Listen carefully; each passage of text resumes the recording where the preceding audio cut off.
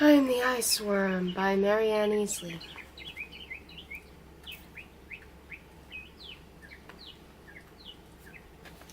1. February 1977. The coldest wind I ever felt in my life blasted me across the ice. Johnny Sky burst out laughing. He crossed his arms in front of his chest and laughed as if I were the biggest joke he'd ever seen. "What's so funny?" I shouted. He pointed to my feet and laughed and laughed. I'd slipped and fallen on the ice so many times that my luggage arrived at the little airport before I did. One of the Eskimos on my flight said to Johnny Sky, "She needs milk pucks," which sent him reeling with laughter again. I was a million miles from home. I wasn't in the mood to hear some bush pilot named Johnny Sky laughing at me. "Your boots," he said. "You've got to get rid of those lower 48 boots." My brand new boots were white leather with pointed toes and rolled down tops and fake silver spurs. They were the most expensive boots in the mall at South Coast Plaza and probably the most popular boots in Dana Point and Huntington Beach and maybe even the whole state of California.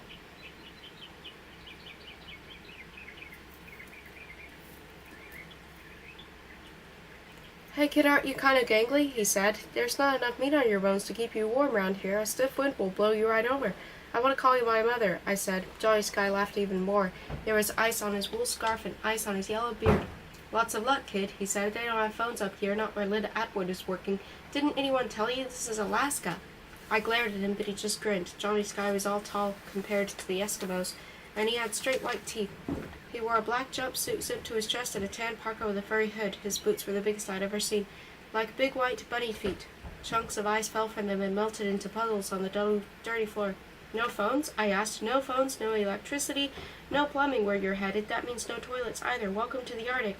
"You're joking. My mother would never come to a place that didn't have a phone." "I'm dead serious," he said. He adjusted the cap and wiped the melting ice from his beard with a grimy mitten. I sank onto one of the plastic chairs lining the wall. Only Mom would send someone like Johnny Sky to meet me. I hated her for leaving. I hated Dad for letting her go. I hated the year and a half since the bicentennial. That's when Dad and Mom declared their independence from one another and from me. Now I was in Kotzebue, Alaska, and I didn't have felt more miserable. "Cheer up, kid," Johnny Sky said. He glanced at his watch as if he had an important appointment. "I've got some boots for you behind the counter over there, and there's a parka and a bedroll, too. The way you're built, you'll need all the goose down you can get." An Eskimo girl grinned from behind the airport counter. Her dark eyes were shaped like almonds. "Come, see," she said, motioning with her hand. She wore a flowered top that wasn't a dress and wasn't a blouse either. It had a ruffle around the bottom and a hood at the collar. Johnny Sky clutched the shoulder of my cream-colored cashmere coat and pulled me up from the chair. The girl held a huge, ugly parka and some fur-lined boots with soles at least 3 inches thick. No thanks," I said. "I've got my own clothes." "Your mother told me what you needed," Johnny Sky said. "I bought everything over at Rotman's." He took the coat from the girl and held it out. "This here's got a Wolverine ruff. That means it won't ice up." "So? Look here, young lady. There ain't no stores where you're headed. You're gonna have to sacrifice some of your stuck-up fancy ideas." Mom had a whole closet full of clothes. I'd even borrowed some of her stuff. She must have been out of her mind to ask Johnny Sky to shop for me. He looked at his watch again. "Don't argue, just put on the boots and dump what you need into that duffel bag. I'll bring along the rest of your gear next trip." "Next trip? When will that be?" "When we have better weather," he said. "I need all my stuff," I said. "This is a major move, you know." "It looks like you brought along everything you own," he said, opening some of my boxes and looking inside. "Come on, kid, just put your essentials in the bag. The plane's loaded. You want us to get off the ground, don't you?" He poked through my stuff, shaking his head and muttering to himself. I was sure he'd break something. "What are all these horse statues for?" I collected them. I was ready to go back to Dad's place in Dana Point, even to his red Porsche and silly girlfriends. "Do what Johnny Sky says," the Eskimo girl said. "Weather get worse, maybe." "That's right, kid," Johnny Sky said. "I'm making the run within 10 minutes or I ain't going at all. The temperature's dropping and we don't get over the pass. I'm the best bush pilot in the Northwest Arctic, but you better hustle or you ain't getting out of Kotzebue today, tomorrow, or the day after." A lady at Alaska Airlines said I was lucky the flight to Kotzebue hadn't been cancelled. I'd hung around the Anchorage airport, studying a stuffed grizzly in a glass case and flipping pages in a magazine for 3 hours before the only plane scheduled for Kotzebue departed. It had been a mistake to come, and the boots were too big. "Put the socks on first," Johnny Sky said. He handed me a pair of thick thermal socks, then dug out a second pair from his pocket. "Always carry along extra. You never know when you might need them." "They're so big and so gray," I said. "What did you expect?" he asked. He waited until I put on the socks. The boots fit better. I stuffed everything I could into the duffel. It swelled with my clothes, shampoo, conditioner, the teddy bear I'd had since I was 3, my best jeans, Favorite sweaters and jewelry? I gave up my electric hairdryer and my portable television. Thank goodness I'd taken the trouble to put my posters into a long shipping tube, or they would have been crushed for sure. I found space for my tape player, even though I wasn't sure how long the batteries would last.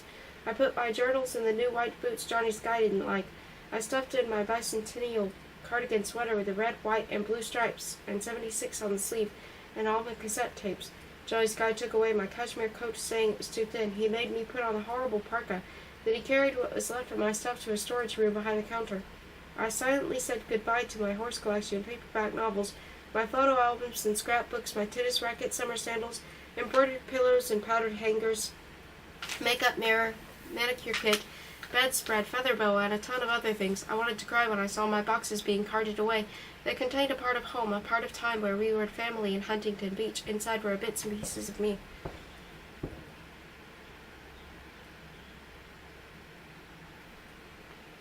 I followed Johnny Sky out of the front door, through an enclosed porch, and out into the darty snow. I'd never seen such a place. Even in the middle of the day, it was as dark as night. There weren't any trees or sidewalks or billboard signs. Kotzebue didn't look like any place in Orange County, California. It was scary and unreal. Snarling dogs sat at the under end of the chains on stained yellow snow. There weren't many lights, and it was quiet except for howling dogs and the sound of our footsteps squeaking in the snow. Johnny Sky's plane was flimsy. A side window had been mended with a silver duct tape. The seat on the passenger's side was split, and a spring was sticking out. I stood there staring at the spring. "Better hop back in with the cargo," he said, shoving me aside. "It'll help balance my load." I thought he was joking, but he waited while I climbed into the plane and crawled on my hands and knees to join the cargo. I wondered if Dad could get his money back, since I didn't actually have a seat. Johnny Sky slammed the door, then came around and got into the pilot's seat. I peered out of the side window. I couldn't believe I was leaving behind all my valuables, just so Johnny Sky could haul out to nowhere crates of cigarettes, crackers, soft drinks, and stuff anyone could buy in any convenience store on just about any corner of the United States. Once I locked inside the crowded plane, I felt claustrophobic and a little panicky. "Is it safe?" I shouted over the rattle of the engine. "Is the weather going to be okay? Do you have radar?" Johnny Sky was busy pulling switches and saying things into a microphone. He didn't answer. Then he turned around and grinned. "Hang on, kid." Suddenly the plane zigzagged across the ice. We weren't on the landing strip. We were on a frozen ocean. Ice blew past the windows. I could see aluminum boats along the shoreline, probably locked in ice in summer. I wondered if Johnny Sky had a license to pilot a plane. The engine coughed and sputtered. I crossed my fingers and shut my eyes, wishing with all my heart for home. Then I felt the plane lift, dip, and lift again. We were off the ice and rising into the sky. Dogs chasing one another on the ice became smaller and smaller. The little spit of land disappeared below. Soon there was nothing to see out of the tiny oval window but snow and ice, too, through the looking glass. The landscape just below looked like the moon. There wasn't a single tree, not a building or a road, no sign of life at all. I bounced on a cargo wedged into the plane. Duffel bags, sacks of rice, potatoes, flour, crates of canned milk, cases of Pilot Boy bread, soft drinks, cigarettes, cardboard boxes tied with string. I leaned against my bedroll. There were butterflies in my stomach. I kept telling myself this was an adventure, that I could write about the experience when I was world-famous author. Faintly, I was scared to death. "Where are we going?" I shouted. "You couldn't pronounce it if I told you, kid." Johnny Sky shouted back. Mom had given my destination to a careless stranger, but not to me. I was 14, and she still didn't believe I was old enough to take care of myself. Someone had to rescue Mom. She sure didn't belong in Alaska. "Your mother's so cavalier," Dad had said. "She tells us nothing. Buy a ticket to Kotzebue via Anchorage. Johnny Sky will meet you and fly you out to the village." Dad looked me in the eyes. "Are you sure you want to go?" I wasn't sure at all. "What else did she say?" I asked. "Only holy snowballs. It's cold in February. Dress accordingly." Dad flung the letter, his jaws clenched. He tossed down his charge card. "Get what you need." "What about school?" I asked. "She'll homeschool you, I suppose," he said. As usual, he is deciding my fate. After all, she's a teacher. Mom had left to find herself. She needed a job, and there weren't any in California. By the time she started looking out of state, Dad and I had moved to Dana Point. At least I was still close to home, because Dana Point was only 45 minutes from where we used to live in Huntington Beach. Now my destiny was in the hands of a lunatic bush pilot with duct tape on the windows. I studied the cases of cola under my feet and huddled inside my parka. The Wolverine ruff felt warmth against my face. I've tried to think of flying to Hawaii or Tahoe, or places we've been together as a family, and my mind filled with memories of days around the swimming pool of our sailboat. I tried to concentrate on anything except where I was at the moment. I knew enough to figure out Johnny Sky's plane had only a single engine and practically no equipment. The plane rattled and shook as it bounced through the air.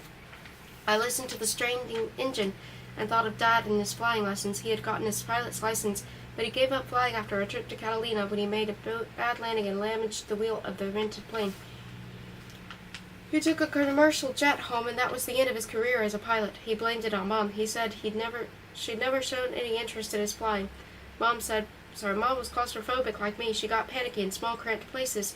Dad said she ought to grow up sometime. He never understood Mom, just like he never understood me. Well, I understood, and I was going to bring her back home. Maybe Dad would change if we all got together again. Can we go higher? I shouted. Wings will ice up, Johnny Sky shouted back.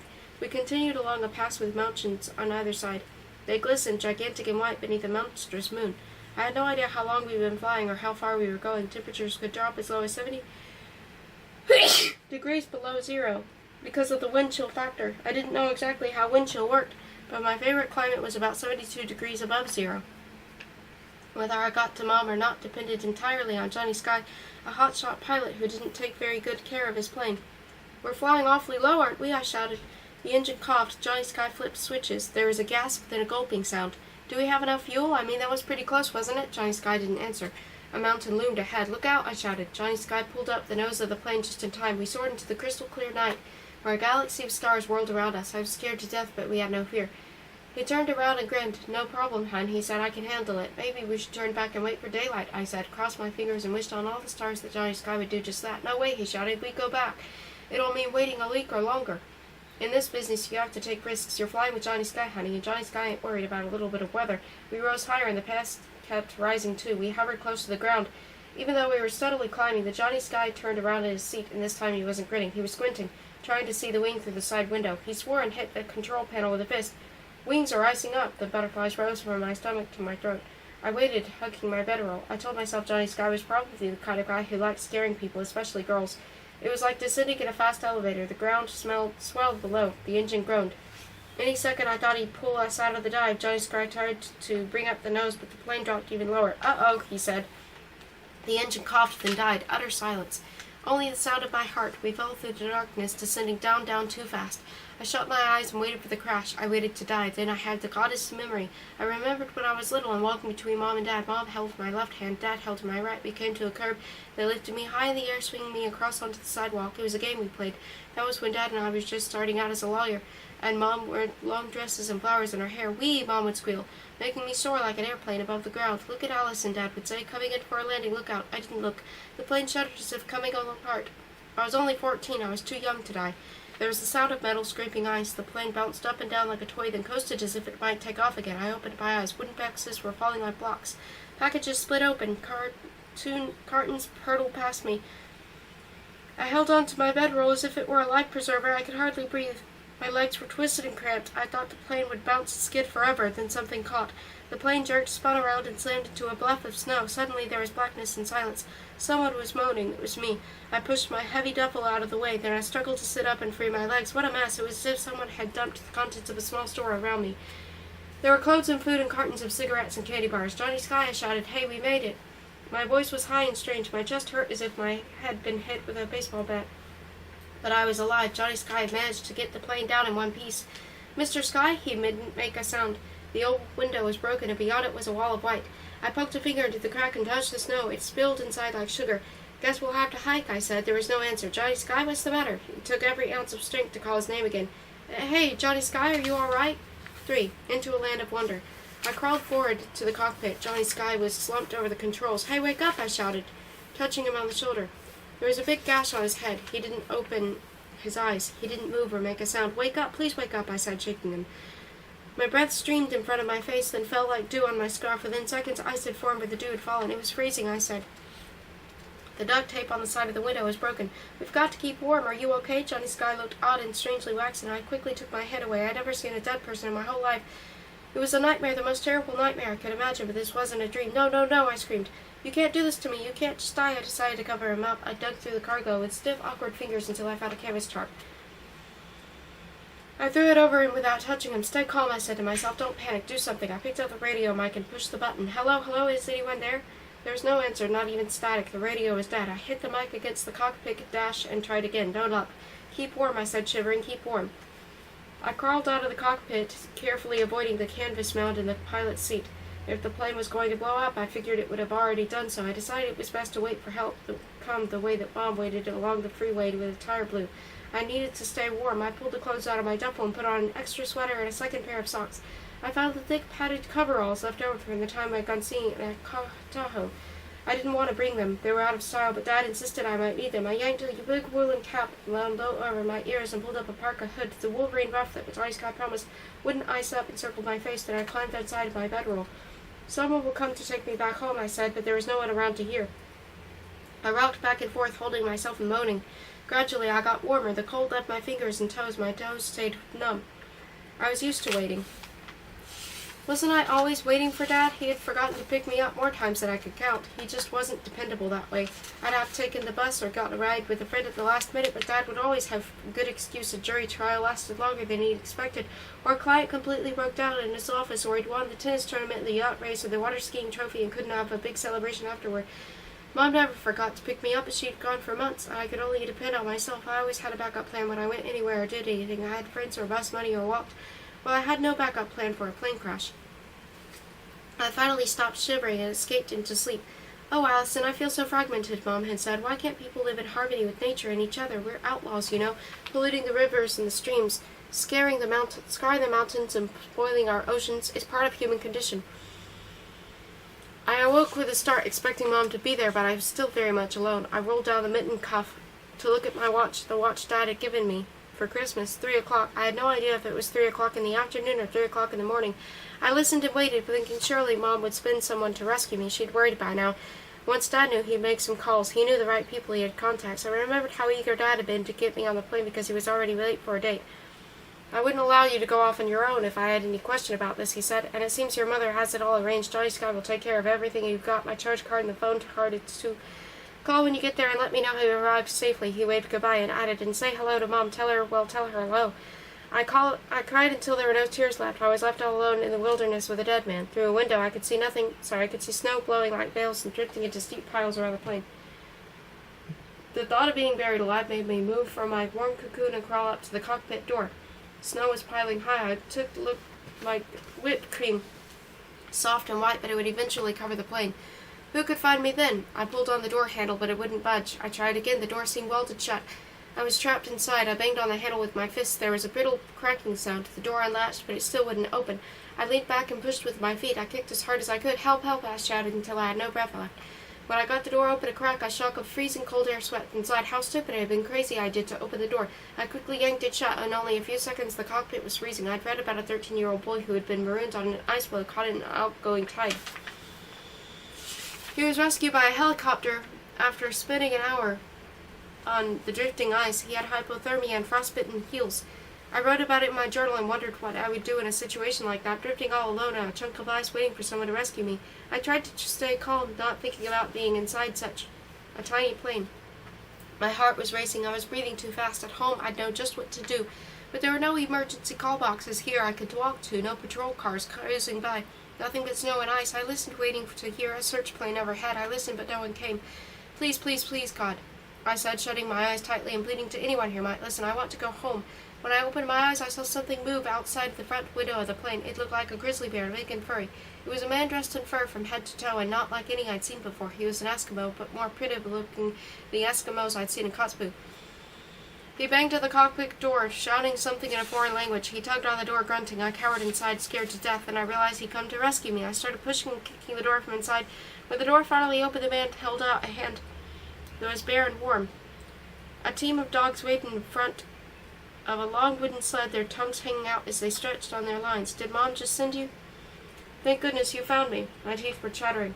We crashed. I didn't know how long we'd been there. Johnny Sky's dead. I started to cry. I was happy and sad and scared all at the same time. The man just stared at me. It was a miracle he'd found me at all.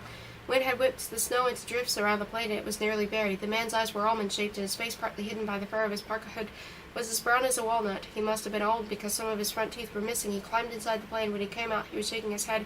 Even though I'd already told him that Johnny Sky was dead, I stuck my hands into the pockets of the parka and felt the extra pair of socks that Johnny had given me. Death was so final, so absolute, without goodbyes. The old man looked at me closely. Kina Atkin? I shrugged, not understand. Kina Atkin, he asked again. He pointed at me. I thought he wanted to know if he'd rescued the right person. Yes, it's me, Allison Atwood from California. Did my dad call you?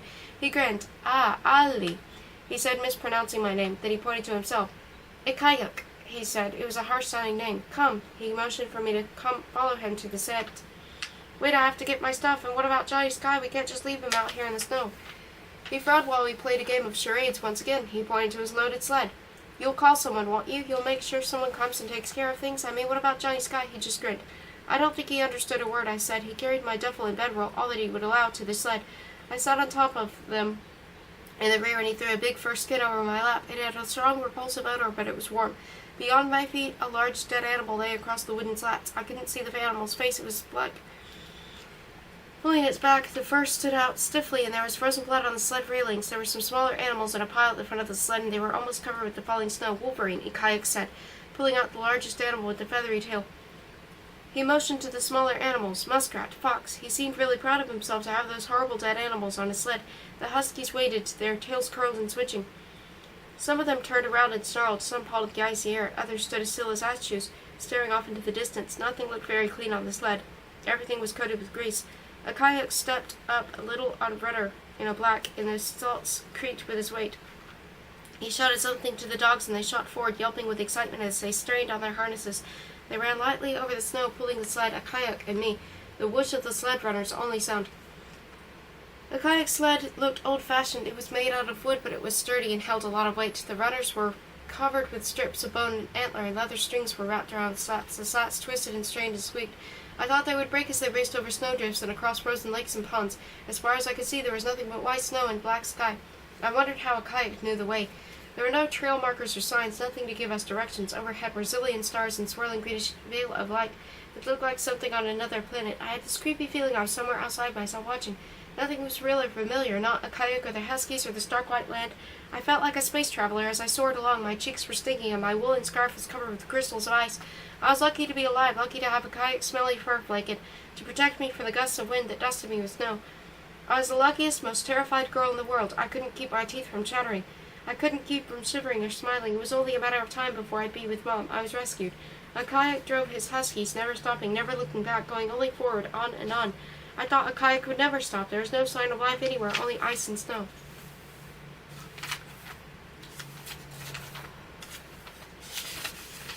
4. Lost. I was freezing.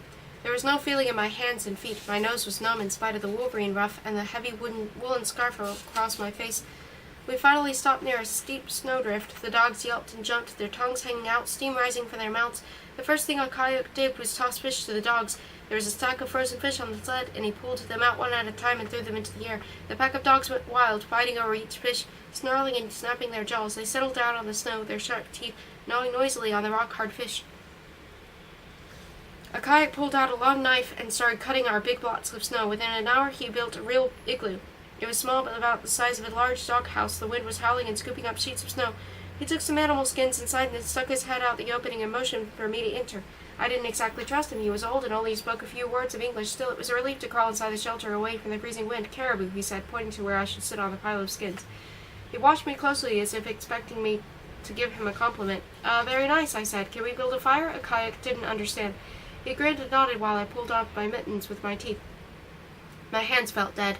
I held them close to the oil lamp. My fingers began to sting. It felt as if my hands were being stuck with a million sharp needles. They were as red as strawberries. I took a long time for the stinging to stop.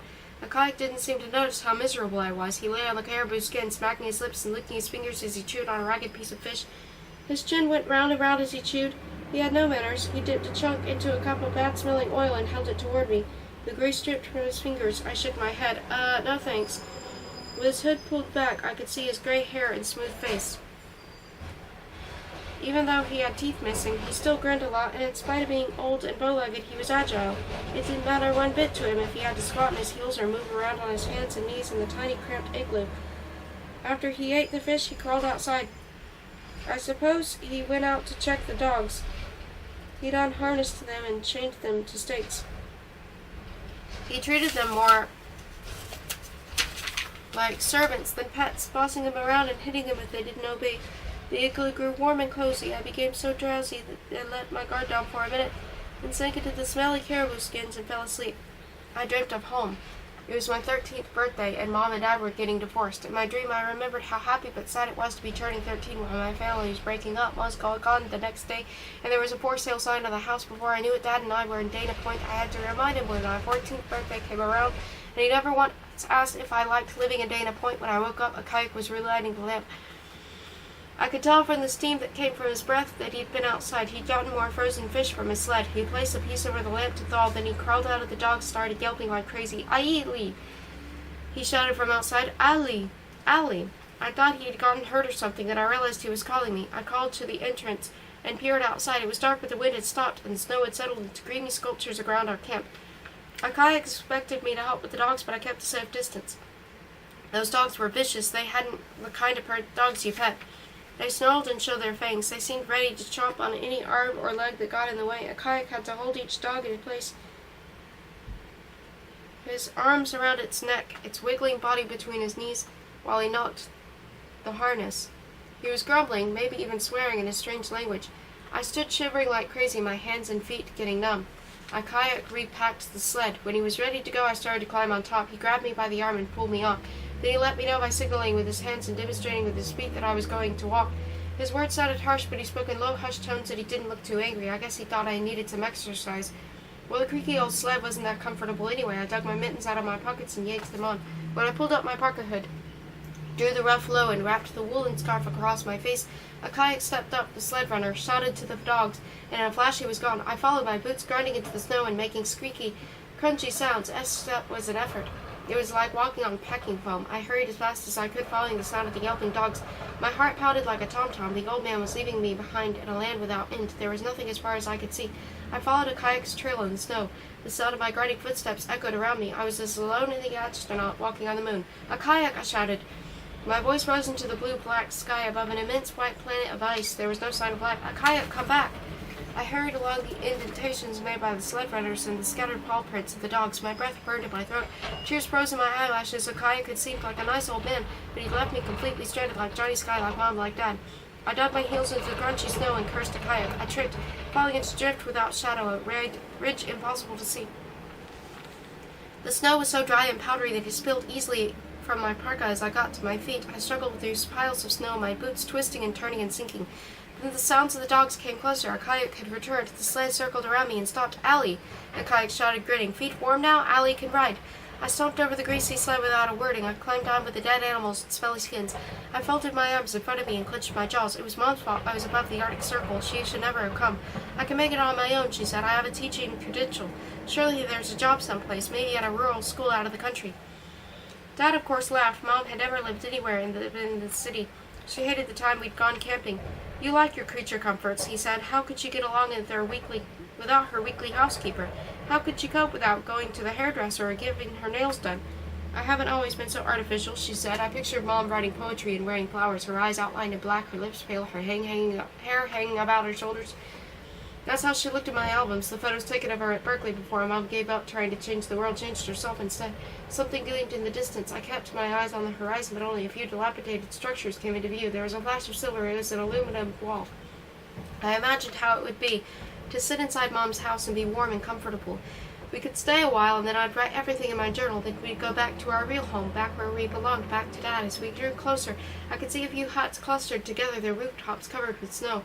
The place looked abandoned and forgotten. Did people actually live in such an isolated place? The dogs pulled close to a hut with the other dogs paced back and forth, their long chains stretching from stakes driven into the snow. A kayak shouted agreeing, and the children came to doorways of the huts, laughing and squealing. Women stood together, chattering as they stared at me. I searched the faces for Mom, but she wasn't there.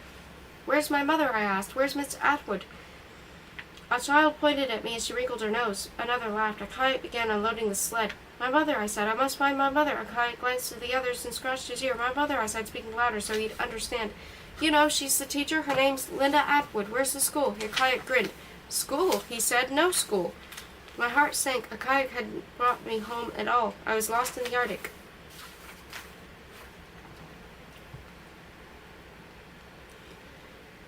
5.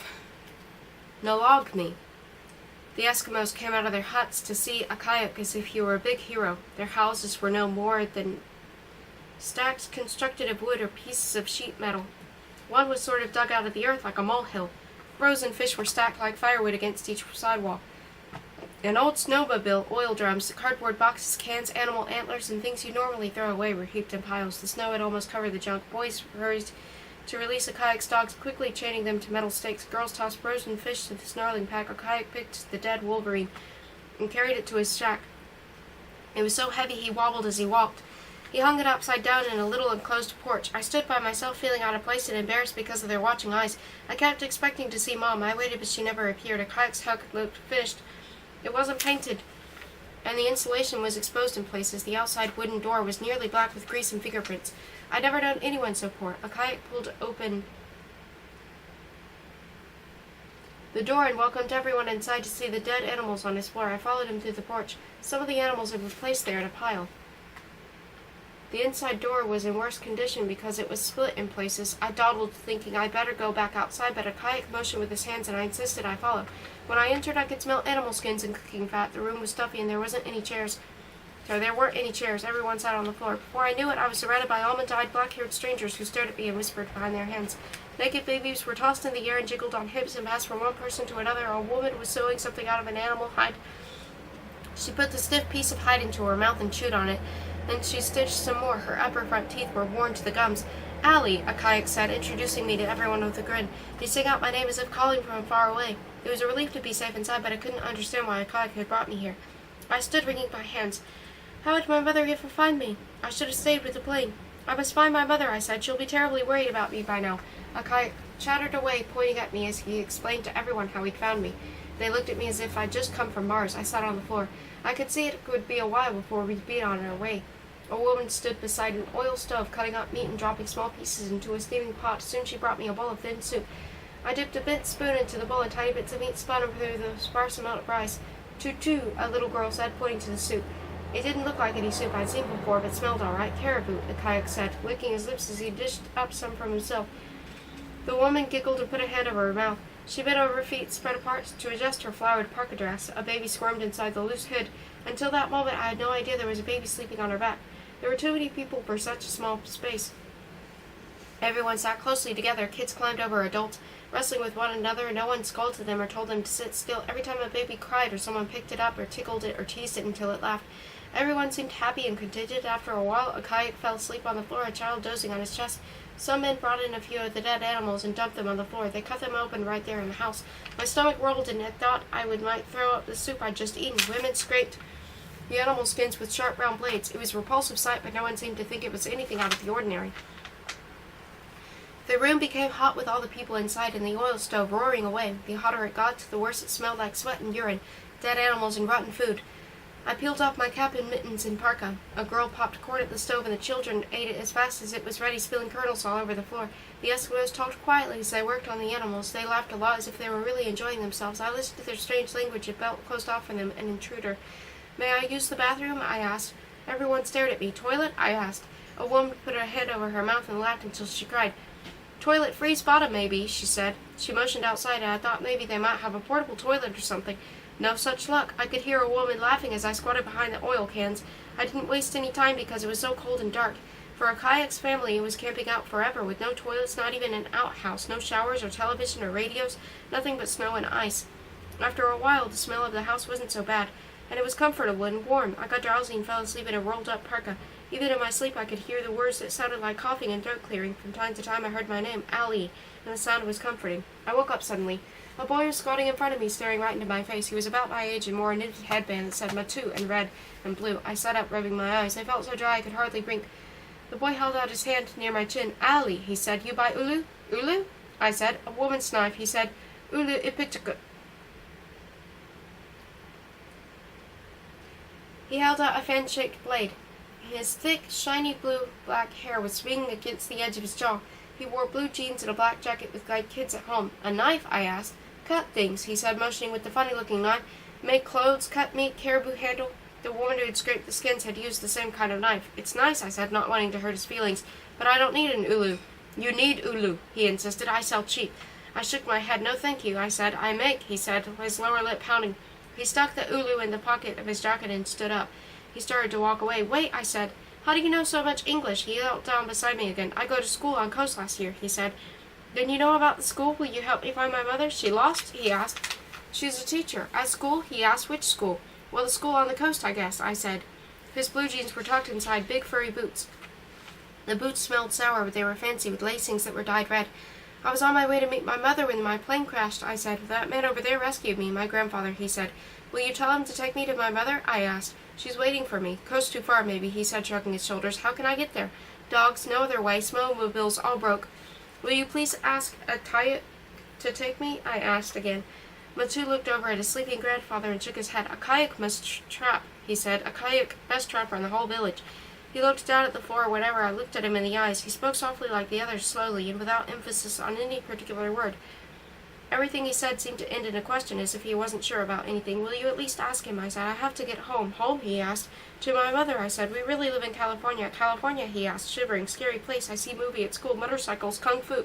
You'd love California, I said. There's lots of sunshine and beaches. We got beaches on coast, he said.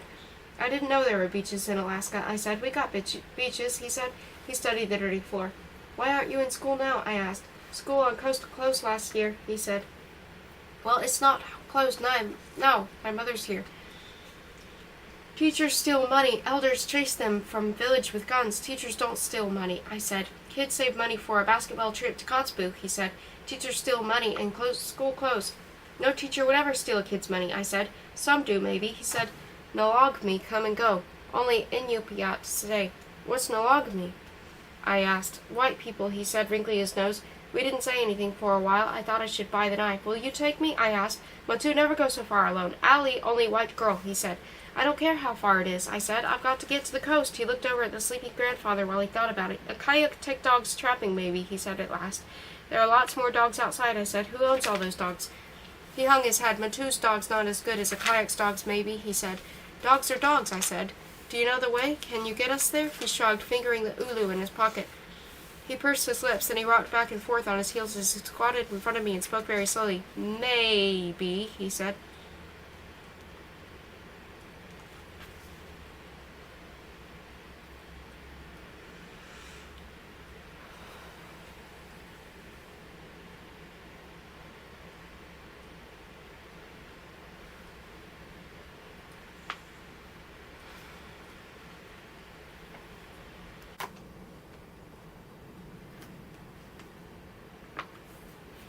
Six wide out. No one in the village seemed to think it would be any ordeal getting to the coast by dog team, and I expected it to take a day or two. The kayak acted more than glad to have the responsibility on someone else's shoulders. My life would be in Matu's hands, and he was only 13 years old and 3 inches shorter than me. I promised I'd build him a better house when I became a famous writer so that he and a kayak wouldn't have to live so poorly. Matu laughed in my face. A kayak not poor, he said, shaking his head. A kayak rich. Matu didn't have any idea how poor he was. He was perfectly comfortable in his grandfather's crowded hut. He just threw up his hands and shrugged his shoulders.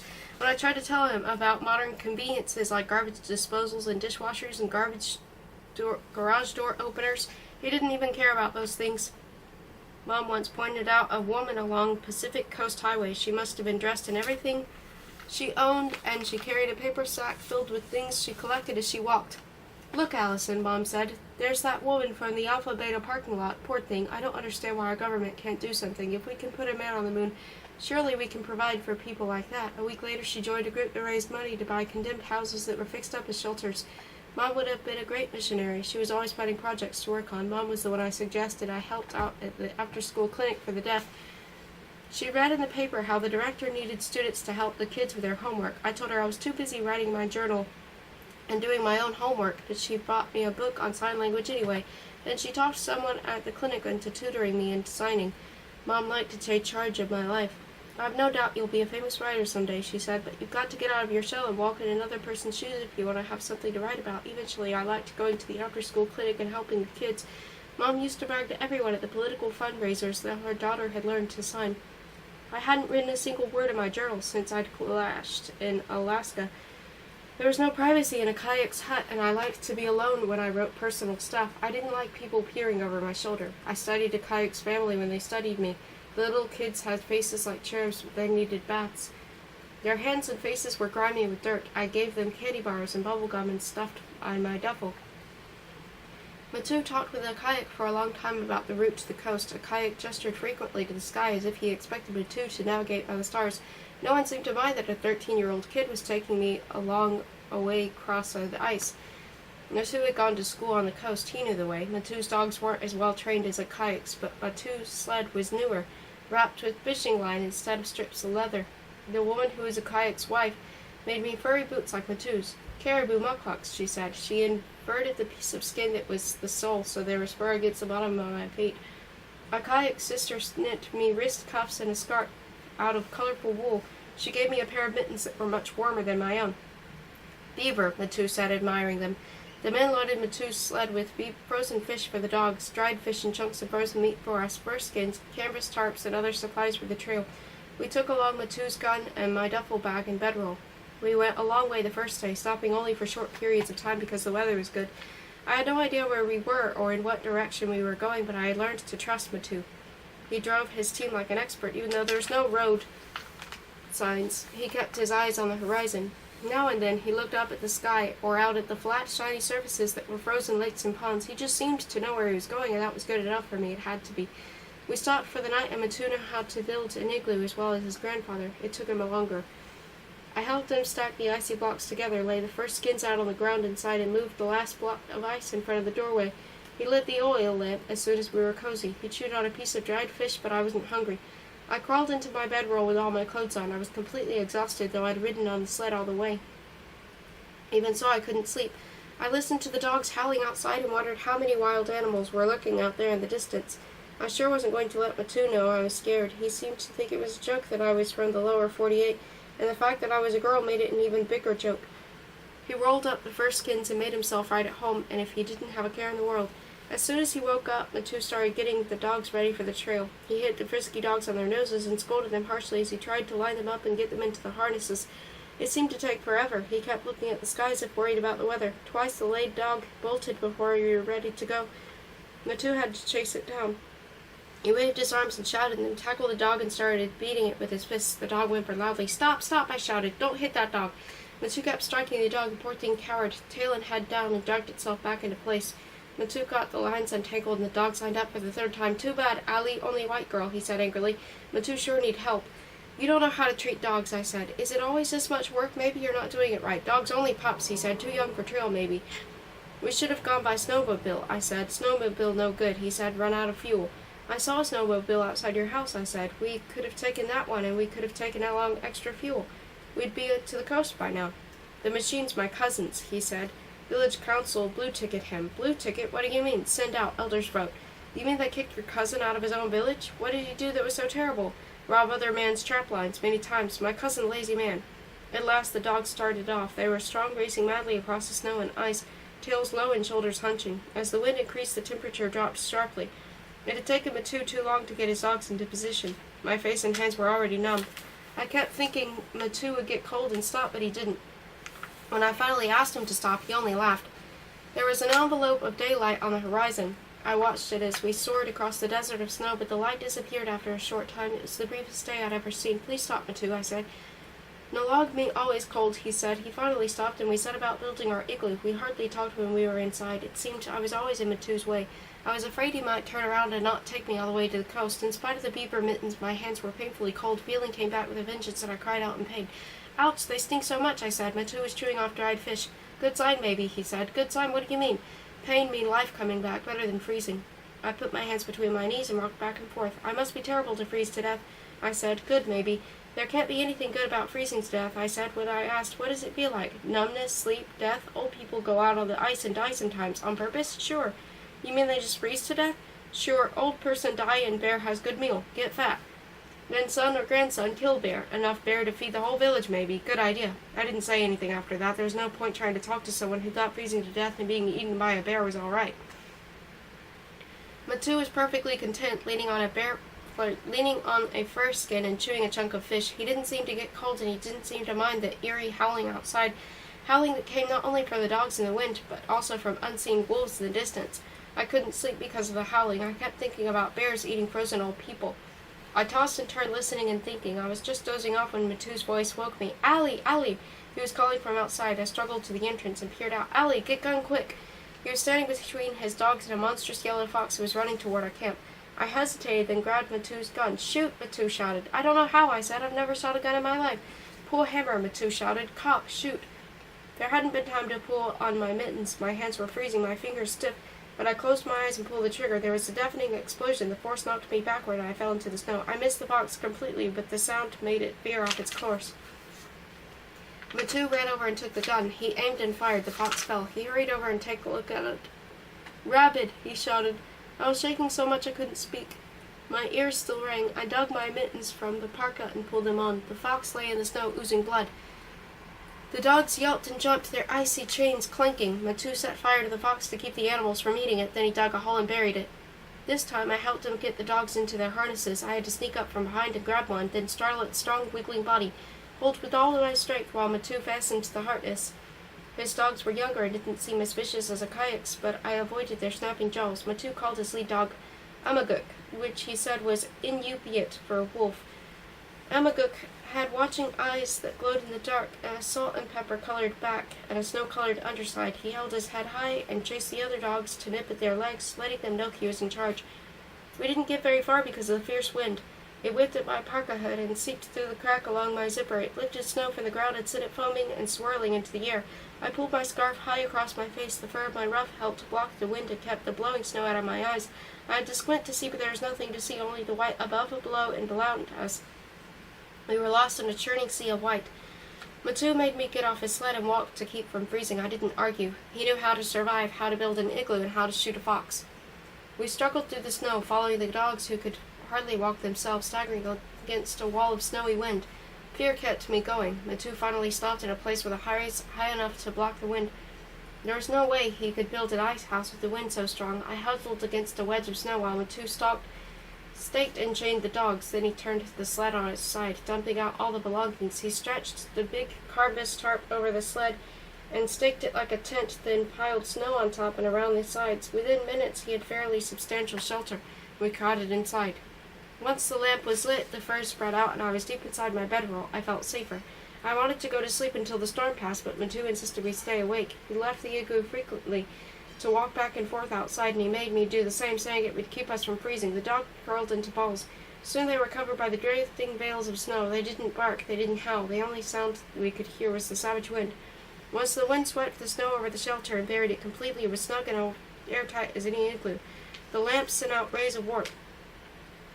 Matu didn't think we should risk going to sleep, so he leaned back on his elbows and told me about Malak, a 19th century Inupiat who predicted the white man would come and bring many changes. Malak said men fly in the sky on iron sled and travel in boat without pedal. He said people wear new kinds of clothes and ride on thin birch bark and talk through air. How could someone know all that? I asked. Malak magic, maybe. Matu said. Malak, Inupiat, prophet. Well, you can believe what you want, I said. It sounds phony to me. I chewed on a piece of dried fish as Matu talked. It was as stiff as cardboard at first. As it softened, it had a greasy, rotten flavor. Matu's voice droned on like a lazy afternoon, and I almost forgot the freezing dogs and the howling wind. Matu told how Malak broke taboos set by the shaman. It was hard to believe, but people in the old days actually thought if they cut and tanned a caribou hide during fishing season, they would die. Malak breaks shaman's rules, Matu said. He never died. He lived. Matu said that Malak showed people how mixing foods from the sea and foods from the land wouldn't kill them, even though the shaman had warned them otherwise. Restaurants serve surf and turf all the time, I said. Shaman lost people in old days, Matu said. Then Matu told me something unbelievable. The ancient Inupiats put pregnant women in snow huts to deliver their own babies. He said Malak changed all that. Matu still lived in the Dark Ages, as far as I was concerned. He'd never eaten a pizza or ridden a surfboard or gone to Disneyland. He had had a blank look on his face when I told him about some of my favorite rock groups. California, a terrible place, he said. He started to shake as if just thinking about California gave him the creeps. California's the best place in the United States, I said. I see California movie at school, he said. Lots of killing. That's only the movies. People don't go around doing that in Dana Point. Dana Point, that's where I live. Haven't you ever heard of Richard Henry Dana? Everyone has to read 2 Years Before the Mast in English. You must have heard of him. He just watched my mouth move as if I were speaking some foreign language. Well, at least you don't have to take algebra or put up with freeway traffic just to go to the mall, I said. I pulled my old teddy bear out of my duffel to use as a pillow, and Matu went crazy laughing. He'd never heard of Winnie the Pooh. It made me wonder about his childhood. I mean, didn't even have toys or stuffed animals? He waited for the weather to improve. We slept, ate the disgusting fish, and talked a little, then we slept again. There was no way to know if it was day or night. Matu said we'd been there 3 days.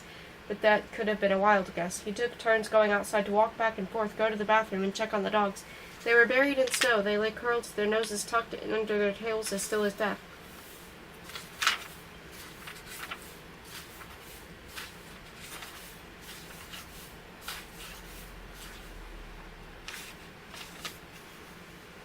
"7. Child of the Ice Worm.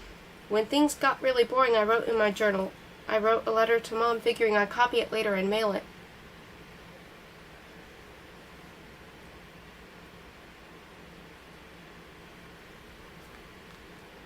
Dear Mom, I'll never ever forgive you. I just looked in my mirror, and sure enough, there's a pimple on my forehead. A pimple. Me. Remember how you used to tell me I had perfect peaches and cream complexion? Not anymore, thanks to you. I know why I have the pimple. It's because my hair is filthy dirty and hanging down into my face. You know how I have to shampoo and condition my hair every single day. How could you do this to me? I'm your daughter. My lips are so chapped they're cracked and blistered. It's raw under my nose just from breathing. The steam from my breath freezes on my face, and when it melts or I rub it away with smelly, filthy mitten, my face gets redder and more chapped. I'm risking my life wandering through the snow blizzards because someone in this crazy mixed-up family has got to do something to save the Atwoods. Not that you care anymore, your daughter Allison." When I finished Mom's letter, I was warmed up enough to write a letter to Dad. I had to be careful how I worded things to Dad. He had a habit of misinterpreting everything I said. Sometimes an innocent remark would lead to an hour of cross-examination. It took a lot to impress him or get his attention. His mind was always somewhere else. "Dear Dad, I'm dashing off a note to say this is a wonderful experience. I feel like I'm in the middle of a National Geographic special on TV. I only wish I'd brought along your movie camera. You probably heard by now about the plane crash and my rescue. Even though the pilot was killed instantly and I nearly froze to death, I don't want you to worry. I'm currently risking my life traveling across Alaska with a 13-year-old Eskimo boy via a dog team, taking notes on the native people and their culture. Your daughter, Allison of the Arctic." I closed my journal and tucked it away inside my duffel so no one could read it. Matu was getting on my nerves. He didn't seem comfortable about not brushing his teeth or washing his face. I was bored to tears and restless, but not Matu. He just let the weather determine its life. He could kick back and relax if he were on a picnic. It didn't matter to him that we were cooped up in a stuffy, cramped snow shelter day after day when there were miles left to go. I pulled my tape player from my duffel and listened to some of my music. Matu wrinkled his nose. Then I got one of the shirts that had a piglet shirt of my favorite group. Their faces were on the front, their rear ends on the back, and it was decorated with lots of sequins. Matu wasn't impressed. He fiddled with the sequins until some came off in his hands, but he didn't ask any questions about the group or the music they played. I tried to tell him how some of the groups got together and how much money they made on concert tours, but he wasn't interested. I even tried to explain a dance I made up that went with one of my favorite songs. Facing backward, roll right shoulder 4 times, left shoulder 4 times, stomp and whirl, clap. The dance went on for 3 full minutes, the entire length of the song, but I stopped describing it after about 30 seconds because Matu was laughing. It was no use. You can't describe a dance. You have to demonstrate it. And there was no room in the cramped shelter to do that. "We danced at school last year," Matu said. "Teachers bring music." "Don't Eskimos dance?" I asked. "Sure we dance. Drums only. Like Indians?" I asked. He made a face and turned away. The batteries in my tape player got weak. The music dragged, the voices sounding warped and funny and then stopping altogether. "What's wrong with Indians?" I asked. He didn't answer. He just sulked. I pulled my journal out once again and wrote about Matu and how poor he was and how he didn't know anything about the real world, not even the American Indians. If he studied Indian history, he'd know how white settlers had taken over their land and mistreated them, and he wouldn't have such a negative view. What he needed were more exposure to the outside world. He'd never even seen a mall or gone to a concert or owned a surfboard. He'd never even heard of the Rolling Stones or Patty Hearst or Jimmy Carter. Time dragged. We went outside and walked around in a big circle. We threw fish to the dogs. We crawled back into a miserable little mound of snow and ice that had become our home. It was like being buried alive. Finally, the wind stopped. Matu rallied the dogs, and we hurriedly repacked the sled. Even though we worked fast, it took a long time. Daylight in the color of mother of pearl. It came in the middle of the day, peeking through as if a window shade had been slightly raised. As we traveled, the landscape changed. Then it seemed we crossed an invisible line. Before there hadn't even been a weed, and now suddenly there were trees on the slopes and in the ravines. After a while, Matu guided the dogs to a frozen river. We continued for hours upon the flat ice. Then in the distance I saw children playing in the snow. They were sliding down a bank on sheets of metal. A dog team passed by going in the opposite direction, and the man on the back runner waved. Near the village, a fat, gray-haired woman pulled a fish from the hole cut in the ice. The fish twisted and jerked on the line, then froze in midair, fins stretched out like wings. With their bare hands, the woman yanked one fish after another off the fishing line. She didn't even wince from the cold. A boy carried 2 pails of water he'd taken from a hole in the ice. The buckets hung from yoke across his shoulders. Water sloshed over the rims of the buckets and froze on the snow as he struggled up the slope. Men on snowmobiles roared past and raced across the frozen river. Boys carrying rifles and dead white birds walked along the banks as Matu's team climbed the riverbank toward the cluster of houses. Village dogs snarled and paced upon yellow ice. "Where are we?" I asked. Matu didn't answer. Laundry hung on lines, trouser legs and shirt arms, kicking and waving stiffly in the wind. Smoke rose from the little pipes that jutted from the rooftops of about 30 huts. Outside every hut was a snowmobile, piles of antlers, blue oil drums, abandoned stove parts, and all kinds of useless junk. "Is this the coast?" I asked. "Halfway, maybe," Matu said. "Only halfway? I can't believe we've only come halfway." It was a much bigger village than Akaiks. I was ready for a decent bed to sleep in, hot shower, and a large combination pizza. "Can we stop here and rest a while?" I asked. "Sure," he said. Matu took us to his cousin's hut, and Sikik gave us caribou soup. Sikik didn't like me very much. I could tell by the way she kept glancing sideways at me. I tried smiling at her and being as polite as I could, but it didn't help. She spoke Inupiat to Matu, and I heard my name mentioned over and over. "Why doesn't she like me?" I asked. "Allie, only white girl," he said. "I can't help that," I said. He concentrated on his soup. I slept on the floor between two giggly children who tried to pinch freckles off my skin and brush the sunstreaks from my hair.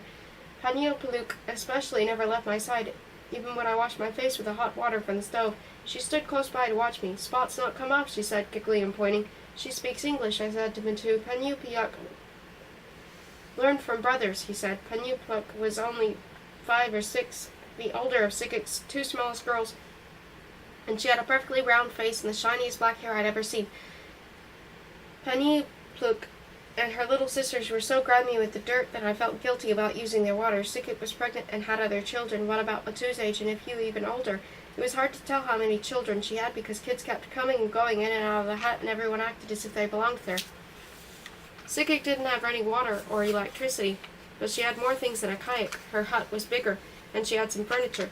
There was a table and 4 chairs, and beds were pushed against the wall so that people could sit on them when no one was sleeping. She had a calendar tacked up on the wall, a dirty throw rug on the floor, and a shelf that sloped beneath the weight of mail-order catalogs. Panyupuk got the catalogs down from the shelf to show me that Sikik should buy just about anything she wanted through the mail. The pages were frayed from so many turnings. Sikik looked away when I smiled at her, but Panyupuk's father, Aksuk, really didn't like me. He came into the hut, tobacco bulging inside his cheek, and he sat with his back to me, chewing the ugly brown stuff. Aksuk had high cheekbones that caught the light, an extremely flat nose, very slanted to eyes. At least 4 of his front teeth were missing, and the ones remaining were stained brown. The ice around Sikik's front door was black from his spit. He drank soda all day long and threw empty cans into a pile outside the hut. I don't know if he was the father of all of Sikik's children, but she was definitely Panyupuk's father, and he came to sleep in Sikik's hut whenever he wanted. One of his jobs was to climb the rickety ladder to the food cache. It was a shack that looked like a doghouse set up high on tall stakes. Matu said Sikik kept her meat there, away from wild animals, especially wolverines. Aksuk went up into the food cache and carried down big chunks of caribou, moose, or bear for Sikik to cook. Matu didn't seem in any hurry to repack the sled or get his dogs ready to go. He lounged around outside, sitting on an empty oil drum, as if he had forever to get to the coast. When I asked him why we weren't leaving, he said he wasn't going any further. "But you promised," I said. "We can't stay here. Lots of ptarmigan now," he said. "What's ptarmigan?" He laughed and slapped a knee. "Allie not know ptarmigan," he said. "Ptarmigan bird, ptarmigan food." "You promised to take me to the coast," I said. "Look, I'll pay you. I've got money." "I'll pay whatever you ask. Matu not for sale, dogs not for sale either." He looked down at the dirty ice near his feet. Some of the boys smirked. They looked tough, but when I looked directly at them, they turned away, grinning shyly. "Allie catch mail plane, maybe," he said. The boys laughed and spat tobacco juice on the snow. "When does the plane come?" I asked. "Tomorrow, maybe." "Tomorrow, when weather good," he said. "It's good now," I said. "I mean, it's good enough." "Mail plane come last week," a boy said. "How about tomorrow? Will it come tomorrow?" "Maybe." Sikik came outside. She was bundled in a parka dress that was decorated with red rickrack. "Inupiat on coast, not like white girl, maybe," she said. She pursed her lips and looked toward the sky. "Nalag me, bad for Inupiat." She tied a flowered bandana around her head. It didn't match anything she was wearing. She didn't put on makeup, but she just let her hair hang into her eyes. Panyupuk tugged on my parka sleeve, and her little sisters stood at her side. "White peoples come from ice worm," she said. I shivered and looked down at her. "Ice worm? What's that?" "Worm and glacier," she said. Her eyes twinkled. "Ice worm, all white." She wrinkled her nose. The boys whispered behind her hands. Some of Sikik's neighbors came out of their huts and clustered in groups, chattering in low, harsh tones and glancing sideways at me. One girl, however, stood off by herself. I noticed her on a knoll. bent and crooked like a tree twisted by the wind. From where I stood I couldn't see what she looked like, but I knew something was not right about her. When she saw me looking our way, she moved out of sight, one of her legs dragging behind her. "Who's that?" I asked, and I motioned to the spot where she had been. Everyone heard me. I'd spoken loud enough. Sikik pulled up her parka hood with a grumble. The boys looked in the other direction. Matu examined the toe of his mukluk. Then Panyupliak answered. "That's only Ulik," she said. "Who's Ulik?" I asked. Again, no one answered. Matu went over to check his restless dogs. Sikik walked to the neighbor's house. The boys got ready to go hunting. No one explained about Ulik, not even Panyupliak.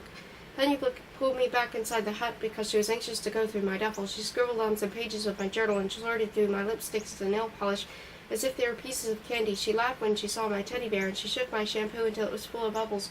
She demanded that I put my dangly earrings on her ears, and she slid about a dozen bracelets on her small arm. "You present me?" she asked. She held up her arm to admire the jewelry, and she looked in the mirror to study the earrings. I didn't know what to give her, so I gave her a little pink soap that was shaped like a rose. She held it to her nose and sniffed it suspiciously. Then she stuck her tongue against the soap and made a face. "It's soap," I said. "You can wash your face and hands with it and smell pretty." She put it into her pocket without saying thank you, then found my cassettes. I explained that the batteries in my tape player were dead. She got the batteries out of Sikik's flashlight. "Matu say you dance," she said, pulling on my hands. "Ali, come, teach dance." I promised I'd teach her to dance if she told me where to buy a plane to get to the coast. She hurried to her furry parka with the beaver mittens attached to the cuffs. She led the way through the village to a wooden building painted dark green. It was the store, no bigger than Dad's bedroom. In the center stood a big black oil stove. Shelves were loaded with dusty cans of soup and sauces, packs of rice, boxes of Pilot Boy bread, Coke, Pepsi, candy, dry cereal, gum, and cartons of cigarettes. There were no fruits and vegetables, no meat or dairy products, no refrigerated or frozen foods. Wool shirts, rubber boots, ropes, and aluminum buckets hung from the ceiling. On the wall behind the counter were guns and ammunition. A man about Dad's age was sitting on a stool. Under his padded vest he wore a plaid shirt. The cuffs were rolled up, showing the sleeves of his long johns. His eyes were hidden behind tinted gold-rimmed glasses. He said something in Inupiat to Panyupliak, and as usual she giggled. "I need to get to the coast," I said. "I'd like to buy a plane ticket." "Is Matu giving up his dogs already?" the man asked. His English was perfect. "He wants to go hunting for ptarmigan," I said. "Too bad," the man said. "That takes priority, I suppose, to getting a white girl to the coast. It's a long trip, probably too long for a boy like Matu." "I've got to get there," I said. How safe is the plane? Is it really small?" He laughed. "You must be Allison," he said. "My name's Easley. That means John in English. Welcome to my village. You know me?" "Ah, yes, Matu told me about you," he said. "When exactly does the mail plane come?" I asked. "Never exactly," he said. "What do you mean?" "It depends on the weather." "How will I know when it comes?" I asked. "When you hear it buzz the village," he said. "A plane always buzzes the village before it lands. Unless it's a liquor plane. A liquor plane doesn't buzz the village." "Why not?" "This is a dry village. Planes fly in liquor after we receive our government checks. Sikik get drunk sometimes," Panyupliak said. "Aksuk always. Matu's mother go under her house and die." Panyupliak gazed up at me with those almond-shaped eyes and didn't crack a smile. "Matu's mother died? She froze to death," John said. "Matu was 2 years old. His grandparents adopted him. Panyupliak heard about it in the family. We have no secrets here." "That's awful. She was 17. She got drunk once too often," he said. "Life's not easy here. The times have all taken a toll on our spirit." John talked about how his family had migrated only the seasons to hunt, trap, fish, and living in tents in the summer and sod houses in the winter. He told how he'd struggled through schools set up by the Bureau of Indian Affairs and the missionaries. He said that he eventually left the village to attend the University of Alaska. "Education's important, but not at the expense of anyone's identity as an Inupiat," he said.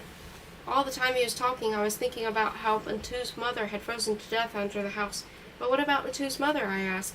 "She was confused," he said. "Her life had no meaning. I guess a white girl from the lower 48 wouldn't understand."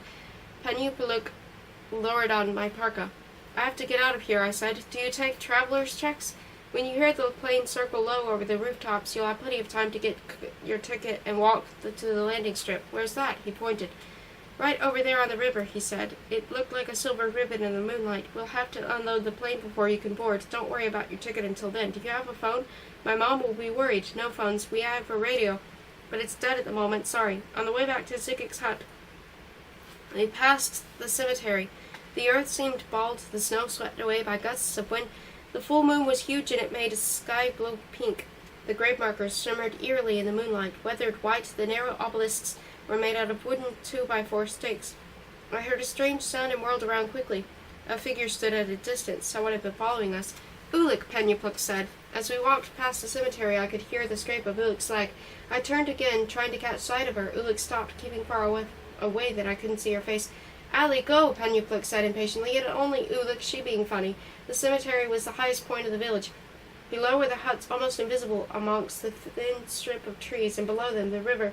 "Is Matu's mother buried here?" I asked. "Lots of people," she said. Names were carved on the wooden markers. Many of the markers had early death dates.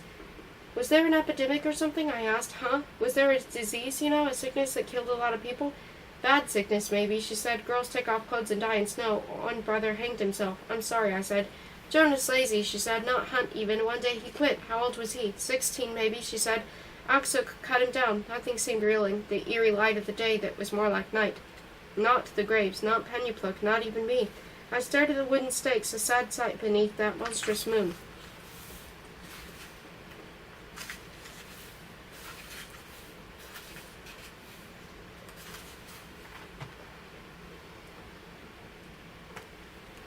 "8. Ulick.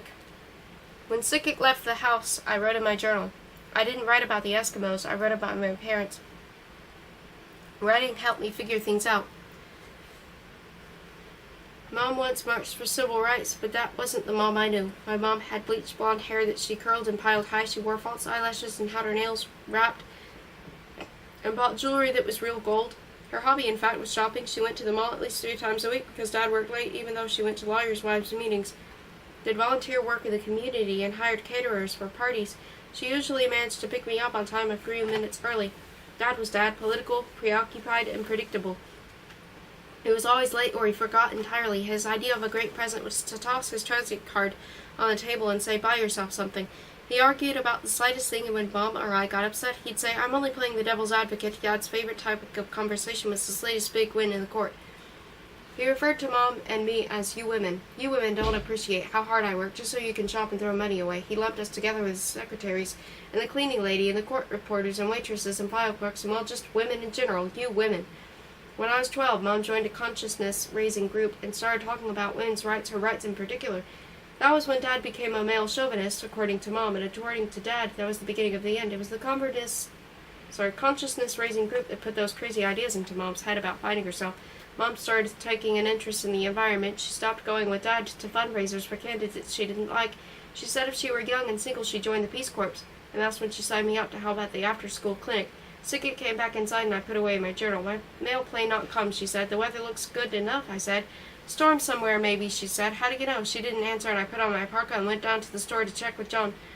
"The weather's unpredictable, especially this time of year," he said. "My mother will be worried," I said. "Teachers don't last long in the Arctic," he said. "Because of the weather?" "Maybe," he said. "Because they miss home?" "Perhaps," he said. "My mom's a good teacher. She teaches kids origami." "Origami? What's that?" "Paper folding," I said. He chuckled and lit a cigarette. His tinted glasses reflected the flame of the wooden match. "Now that's real important, I suppose. That's just what we need, paper folding." Aksa came to his store with some men. 2 women entered behind him. John spoke to them in Inupiat. Sometimes he used Inupiat and English in the same sentence. We gave people credit. They bought things and didn't pay for them. He just wrote down their names. Everyone was asking about the mail plane, but John said he didn't think the mail plane was coming. Matu and the boys returned with enough ptarmigan for the entire village. Sikik sat on the floor of the hut to pluck out the feathers. She caught all the heads on the big furry feet. I wasn't expecting to eat any part of a bird with furry feet, but it smelled good when Sikik cooked it. It tasted like the rock Cornish game hens Mom fixed one Christmas. Soon I was eating a ptarmigan leg and licking the grease off my fingers like everyone else. The tasty meal put Matu in a good mood, so I asked him to take me the rest of the way to the coast. "Bad weather, maybe," he said. "Not good for dogs. You just want to go," I said. "Mail plane come tomorrow, maybe," he said. The next morning I repacked my duffel, but the mail plane didn't come. Aksuk laughed and spat tobacco juice on the ice just inches from my feet before wandering off. "Maybe tomorrow," John said. "And maybe not," I said. That night I dreamt about Dad's condo. It was enormous. The sand-colored plush plyo carpeting stretched out forever like an endless beach. He had a stained-glass window above the front door with sailboats drifting on a kaleidoscope sea. The window was beautiful but served no purpose. When I awoke, I tried to figure out what was practical and beautiful at the same time. Matuk's mucklucks, for example, were huge and furry, kept his feet warm in the coldest of weather, even in the whiteouts. They smelled sour, of course, but they were far nicer than Sikik's or Penupluk's or John's, and much better than the pair Akuk's wife had made for me. The stitching was exact, the trim bright, the fur long and rich. It surprised me that I had once thought them ugly. Penupluk wanted to know what was rolled up inside the long shipping tube. I took it out of her hands and put it under my bedroll. There was no point in explaining. She'd never heard of my favorite rock groups. When Panyapluk put on my white boots with silver spurs, they looked flimsy compared to Matu's mucklucks. They'd cost Dad a fortune, too, even though he didn't know it yet. In fact, he probably hadn't even gotten the credit card bill. I let her walk around in them until Matu came back. Then I made her take them off and stuffed them inside my duffel. During the day, Sikik visited the neighbors, and Matu left to track caribou. Aksik, as usual, was gone. Only Panyapluk stayed with me. "You dance me," she said. "Dance? Matu say you know how to dance," she said. "You dance me." "Oh, all right. Get the batteries," I said. She hurried to get the batteries out of Sikik's flashlight. Facing backward, I rolled my right shoulder 4 times. 1, 2, 3, 4. I rolled the left shoulder. 1, 2, 3, 4. Then I whirled around and clapped. I hustled back, snapping my fingers. Suddenly there was a bang on the outside of the door. I froze, thinking Sikik or Aksik had returned. Then I heard the scrape of Ulik's leg. The inner door opened. My breath caught. "Oh, you startled me." Panyapluk pulled on the sleeve of my sweater to get me to continue, but all I could do was stare at Ulik. From one side she looked perfectly normal. From the other she didn't. Looking at her head-on face-to-face was like looking at 2 people at once.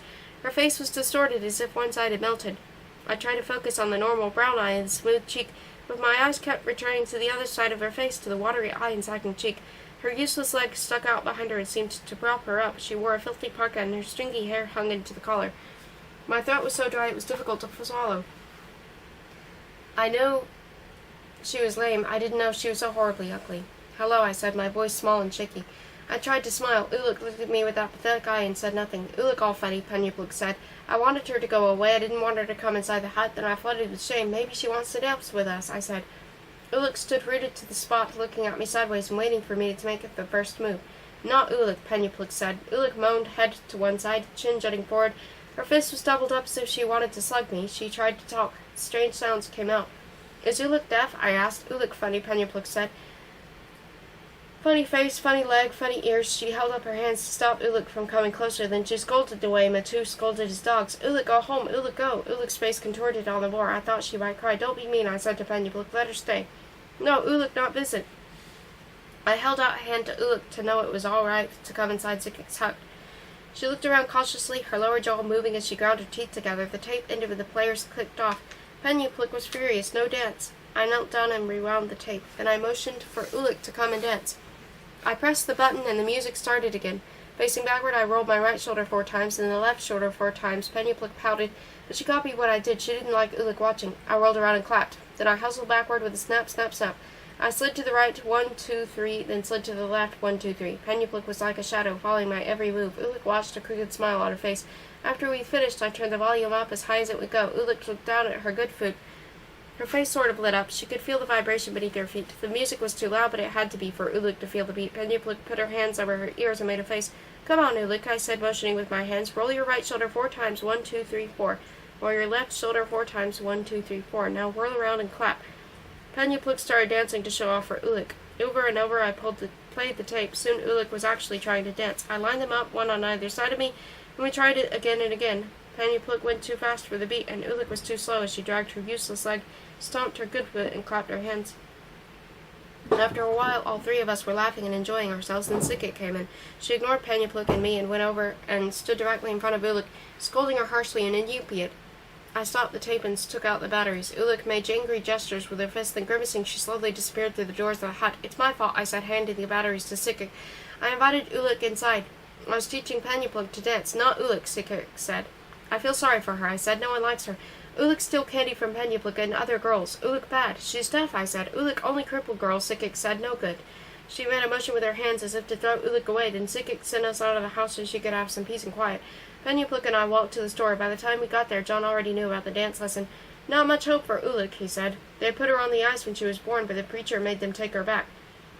"She'd have frozen to death on the ice," I said. "That was the point," John said. "Well, the preacher's long gone, and Ulik's 10, maybe even 11 by now. And no use to her family. She can't fetch water or haul in fish. She's a stubborn girl. She even refuses to make bark baskets. But she's crippled and deaf," I said. "She's lucky to be alive," he said. "In the old days, the crippled were put on the ice to die. Some old people still try to go out on the ice when the time comes. What's going to happen to Ulik? I wish I knew."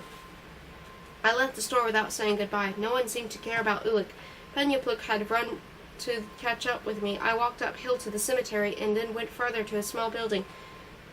It was boarded up, that old school, Pennypluk said. Why isn't it open? Teachers always go, she said. I tromped around the building and Pennypluk followed me like a faithful puppy. Ulick's okay, he said. Don't be mean to her. Pennypluk folded her arms, pounding.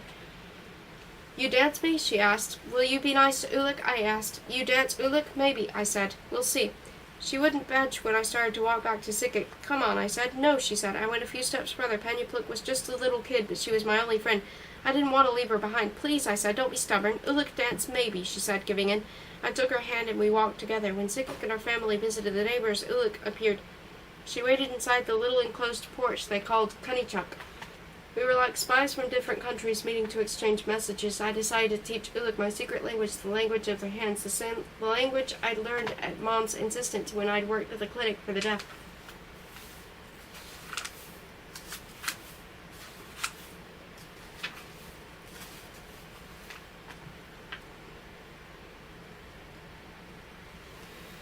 Nine. Signing.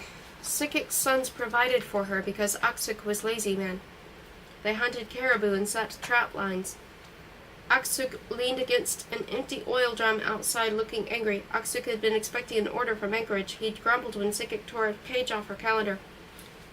Kilgich Tutkat, March. The summer hawk has come.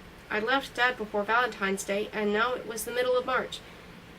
The days were still short enough to doze through, and the nights were as long as 3 or 4 put together. It was hard to keep track of time. Everyone waited for the mail plane to come. Everyone in the village, even the kids, got a regular government check they could spend any way they liked. Aksuk liked to order things through the mail. The only thing he liked better was to ride around on a snowmobile. Pennypluk was Aksuk's favorite. He tried to wrestle with her, but he played too rough. Pennypluk always ran away, hiding behind me or Sikik. Sometimes Sikik scolded Aksuk and put an end to the roughhousing, then Aksuk would sulk in a corner for hours. It was difficult to tell just how many children Sikik had. At least 3 were staying in another village with relatives. After I counted 7, another child belonging to Sikik showed up. They didn't live at home. They stayed with different families in the village. I tried to help with the chores so Sikik wouldn't mind having me around. I carried water up the slope for the river and cut meat for the soup pot and watched after the youngest kids. Matu's dogs sat on their chains until he threw them fish. He didn't bother to harness them and take them for a run. John criticized Matu for exercising the dogs and keeping them properly trained. Every time I went to the store, John was fiddling with his radio. It only got a range of 25 miles, he said, but on a good day I can reach a neighboring village. Can you fix it? I asked. I'm trying, he said. Atmospheric conditions cause interference, and we've had some spectacular sky shows lately. You mean those green lights? I asked. He nodded. The aurora borealis can affect an old model like mine. This is an emergency, I said. The tundra telegraph is the best we can do, he said. What's that? I asked. He pointed to the radio. You're looking at it, he said. Days passed and John's radio was still dead. I could hardly remember what my house looked like in Data Point. I tried to describe it to Pennypluk, but the room seemed to blur as though I thought about it. I told Pennypluk about my house collection and the wallpaper with horses on it. She wrinkled her nose. She'd never seen a horse. I remembered how dust collected on those horses. Not in my life before. Data Point seemed fuzzy and far away like a dream. Ulick followed us wherever we went. Sometimes Pennypluk's little sisters bundled into furry balls, tugged along. We walked around the village beneath an enormous moon. The girls were like shadows. When I fell asleep, I sometimes dreamed of them, and I wrote about them in my journal. Wish I could stand it. When I couldn't stand it, I heated some water on Sikik's stove and shampooed my hair in a bucket. My hair, my feet. Hair might freeze, Pennypluk said. I dried my hair with Dana Point beach towels since I couldn't plug my hairdryer. Ulick drank some of my shampoo, then spat it out. Bubbles foamed around her mouth. I told Pennypluk to wash her hands, always sticky from the jawbreakers she bought at John's store. I tried to tell Ulick to wash too, but she didn't understand. Water, I said, pointing to the brown river water in the pail. Ulick wrinkled her nose and grunted. I poured some water over Ulick's hands. She wiped them on her pucker. I dipped a cup into Sikik's barrel and scooped out some water. Then I poured contents of the cup back into the barrel. I raised 3 fingers and made the hand sign for water and motioned for Ulick to imitate me. Ulick lifted a hand and made the sign. Her face brightened. I clapped my hands to let her know she'd done well. I got out the washing pan and poured some water into it. What Allie do? Pennypluk asked. I'm showing Ulick how to talk, I said. Ulick no talk, Pennypluk said. She can talk with her hands, I said. What Ulick say? Water. Water. I scrubbed my hands with soap, then moved my hands up and down in front of my face. I made the sign for wash. Ulick watched, then cautiously made the sign. Day after day we sat on the floor of Sikik's hut, and I taught Ulick more words. I held the fingers of my right hand to my lips, then a flat palm against my right cheek. Eat and sleep, meaning home. We practiced for hours. I taught her signs for cook and soup. I put my hands up as if to grab an imaginary brim of a cap, meaning boy. I taught her phrases like, "How are you? He saw me," and "Be careful." And then I showed her how to sign numbers. I drew pictures and wrote words beside them. I held my hands up, swayed them back and forth, and puffed up my cheeks, blowing. Pennypluk laughed, but Ulik pointed toward the door and puffed up her lopsided cheeks. She learned the sign for storm. Then Matu came in, and Ulik put her hands in her lap and looked down. "Why Ulik here?" Matu asked. Snow dropped from his boots onto the floor. "She only visit," Pennypluk said. "Ulik stay." Matu helped himself to some caribou soup. He sat on the floor, the bowl in his hands, and watched Ulik. He'd changed since we'd come to the village. He chewed tobacco or raced snowmobiles. He hardly paid any attention to Amaguk or his other dogs. Amaguk nipped the dogs' heels or bit them on the ears. Matu didn't even care. "Sikuk say you put ideas in Ulik's head," he said. "What kind of ideas?" I asked. He shrugged. "You're not a teacher." "I can teach her to sign." "Why sign?" "So she can talk," I said. "Some people can talk to her." Matu laughed and dipped the spoon into his soup. Ulik wouldn't raise her eyes from the clasped hands. Matu sat comfortably on the floor, his smelly muckluck stretched out in front of him, as if he had all day. "Go ahead," he said. "Teach." "Not with you sitting there," I said. "She doesn't want anyone watching." Pennypluk watch. Pennypluk think she no log me, maybe? Ulik's used to Pennypluk. She's embarrassed because you're watching. "Ulik never go to school on coast," he said. "She's learning fast," I said. "Go on," he said. "Teach." Ulik wouldn't look up. I tugged at her locked hands, and she shook her head. I pointed to Matu and made the sign for boy, then spelled out B-O-Y. Ulik looked at Matu. He was grinning and slurping his soup noisily. "Ulik never learn." I pulled on Ulik's hands. She inhaled, then raised a hand. She made some signs copying what I'd shown her, but repeating it again with something more. It made me laugh. "What'd she say?" Pennypluk asked. "She talk about me?" Matu asked. "She says you're a stupid boy," I said. "Stupid? Why stupid?" Matu set his bowl down on the floor and crawled close to squint at Ulik's face. "How'll she say that?" he asked. "With hands?" "Yes, I told you she can talk with her hands." "Why she say Matu stupid?" He asked. "I don't know. Ask her." "No." "Why not?" "I don't want to." Matu stood up. Ulik not learn. He stomped out of the hut, banging the doors behind him. Sikit came in after that with some of her children and the 2 women who were her neighbors. They chattered in Inupiat as Sikit rubbed her pregnant belly. She was doing that a lot lately, as if she hurt from carrying around the extra weight. Ulik slipped away quietly before Sikit noticed her. Ulik was outside the minute Sikit left. The next morning, Oksik had already roared away in a snowmobile. Ulik wouldn't come in when she saw some of Sikit's children and cousins still in the hut. Then Pennypluk and the others motioned for her to come inside. They waved and smiled. They could hardly wait to see Ulik talk. We repeated the signs we practiced. She could remember everything I'd shown her. Her fingers flew with language. I wasn't exactly an expert, and Ulik's signs were sloppy. I even had to make up signs when I forgot something, but we were able to carry on conversations. I found out a lot about Ulik. She had no brothers or sisters. Her mother's babies had all died before they were a year old. Only Ulik had survived. She told me kids had set fire to her clothes and pushed her down icy slopes. Boys had tried to drown her in the river. "Ulik not stupid," she signed. Sikik's children copied our emotions. They too said Ulik not stupid with their hands, and that made Ulik smile. It was a game, something to do. The kids practiced with one another and then tried signing to Ulik. They laughed when she understood what they'd signed. Nodded and signed back. You'd think Ulik had just stepped off a spaceship the way they all crowded around to ask her questions. I had to translate a lot or ask Ulik to repeat what she said with her hands. The kids kept asking how to say this and how to say that until I couldn't think straight. Me try. The kids crowded close to face Ulik. One sat in my lap, 2 hung over my shoulders. My head began to ache. I had meant to teach only Ulik to sign, not the whole village. When Sikik and her neighbors came to the hut, they didn't chase Ulik away. They watched from a distance, arms folded above their stomachs, bandanas tied around their heads, feet spread apart. "Ah, Dee," Sikik said with a heavy sigh. "Ulik talk with hands now." The women chuckled and shook their heads. "I'm tired," I said with my hands. "Let's stop now." Ulik's hands fell into her lap. "Ah, Dee," Sikik said. She pressed her back and rocked back and forth from one foot to the other. She grimaced. "Pain worse now. Baby come." I'd never been around anyone who was about to deliver a baby, and I didn't know what I should do. "Ah, Dee," Sikik said, sitting on the bed. Some of her children gathered around her. Pennypluk and a little sister tried to crawl onto her knees. A woman shooed us from the hut. There wasn't any doctor to call, no hospital nearby. Sikik would have her baby at home. We walked to John's store.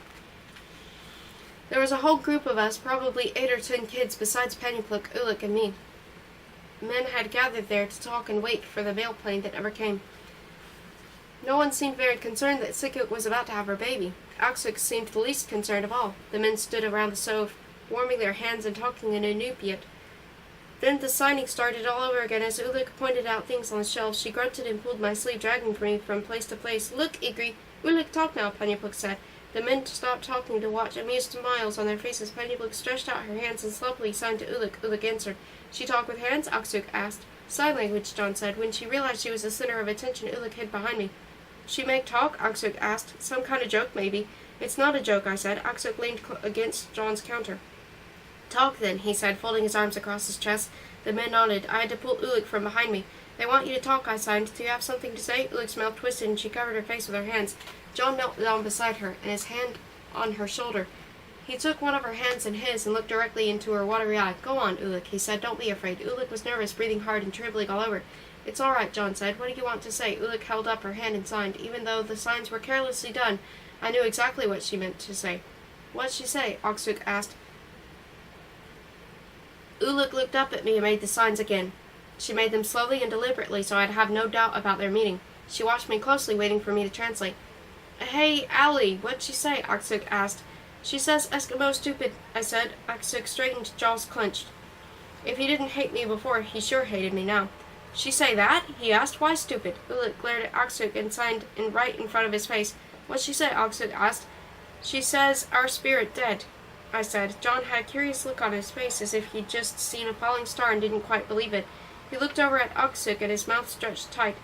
Then he stood up with a heavy sigh. What Ulik say? Aksuk asked. Too much whiskey, Ulik signed.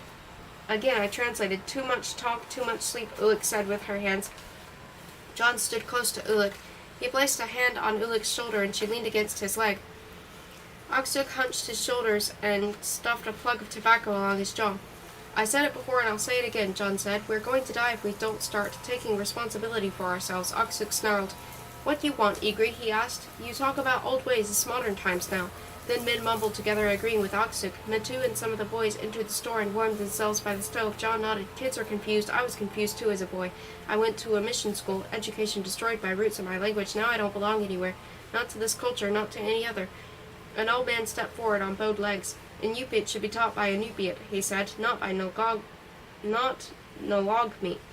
We must listen to our village elders and keep the old ways as much as possible, John said, but we must educate ourselves too. We mustn't fall behind. One day we'll know the way. Then he looked at me. Right now it's the Nologmi who come and teach, and right now it seems they offer us nothing.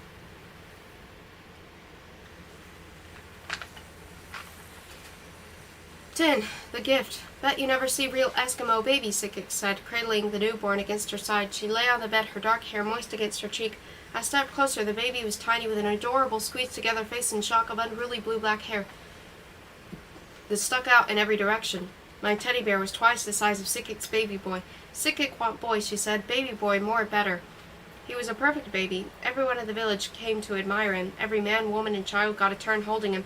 Some rocked him in their arms. Some held him on their shoulders. Some kissed him on the belly. Everyone loved him. Even Ulik's mother came.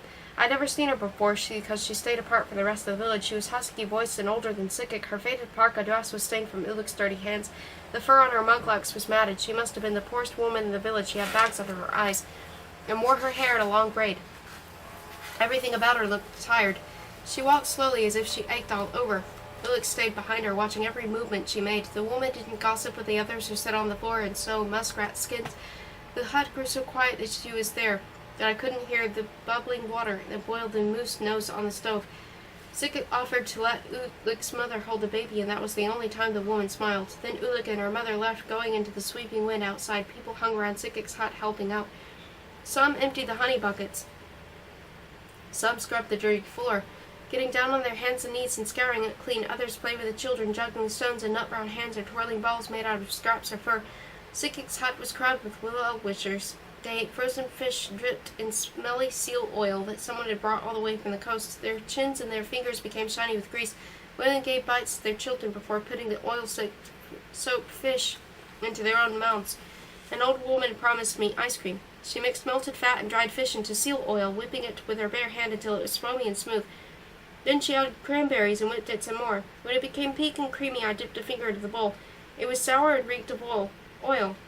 Only the old people ate it. Women sang religious songs they had learned from the time of the preacher. Men beat on drums made of skins stretched tight over hoops and wailed monotonously while the old people danced. It wasn't like any dance I'd ever seen, just a lot of shuffling and stomping of feet, but they seemed to be having a good time. Sikik finally sent everyone out of the hut. Penyupluk and her little sister slept together under fur skins at the foot of her bed. In spite of the wind, Matu went out with the boys to race snowmobiles on the river. After a while, some of Sikik's neighbors came back with their sewing. They sat on the floor with skins across their laps and sewed while Sikik slept. I felt like an outsider. I lay on my bedroll and watched from a corner. The women talked, partly in English and partly in Inupiat. They sewed, clucking their tongues. They warned Sikik that Aksuk had gotten drunk on a brew that he'd made from vanilla extract. After everyone had gone home, Aksuk came charging in. Sikik shooed him outside because most of the kids were sleeping. He stomped his feet and cursed. I heard him start up a snowmobile, that he roared around the village, keeping everyone awake most of the night. I didn't hear him come home, but he was there in the morning, vomiting in a bucket. He had frostbite on the high points of his cheeks. He spoke roughly to Sikik and slammed the doors as he stomped out. His snowmobiles wouldn't work. Even though they had worked perfectly well the night before, 8 other snowmobiles were inoperable too. The angry men huddled outside the hut with Aksuk to consider the problem. Then they walked down to John's store. By the time Uluk came for lessons, Sikik's friends were already there. They watched us and tried to imitate our signs. "What Uluk say now?" Sikik asked every time Uluk made a sign. "What does you say to Uluk?" she asked every time I signed back. I had to repeat every sign I made until the women nodded with understanding. They were as curious as the children and just as anxious to learn. They didn't want to be left out of any conversation. Then Uluk made a confession. I didn't know whether to translate or not, but the women insisted. Uluk had put sugar in the snowmobile's fuel tanks. The women shrieked with laughter. "Ah, dee, now men can take machines apart." Sikik said, laughing. "Quiet tonight, maybe." The other women laughed too. They said it was the best thing Uluk could have done.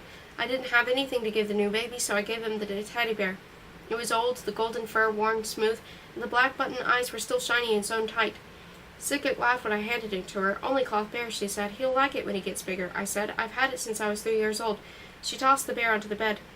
It was a big sacrifice to give away my childhood friend. Penyupluk and the other children didn't have toys to play with, and not real toys like electric trains and dolls. They played with whatever was around, a big spoon or bits of fur or mukluk lacings. The 2 of the bigger boys shot baskets with a mail-order ball through a hoop attached to one side of Sikik's hut. Over and over they shot the basketball through the hoop. It bounced on Sikik's hut with a loud rhythmic thump, thump, thump.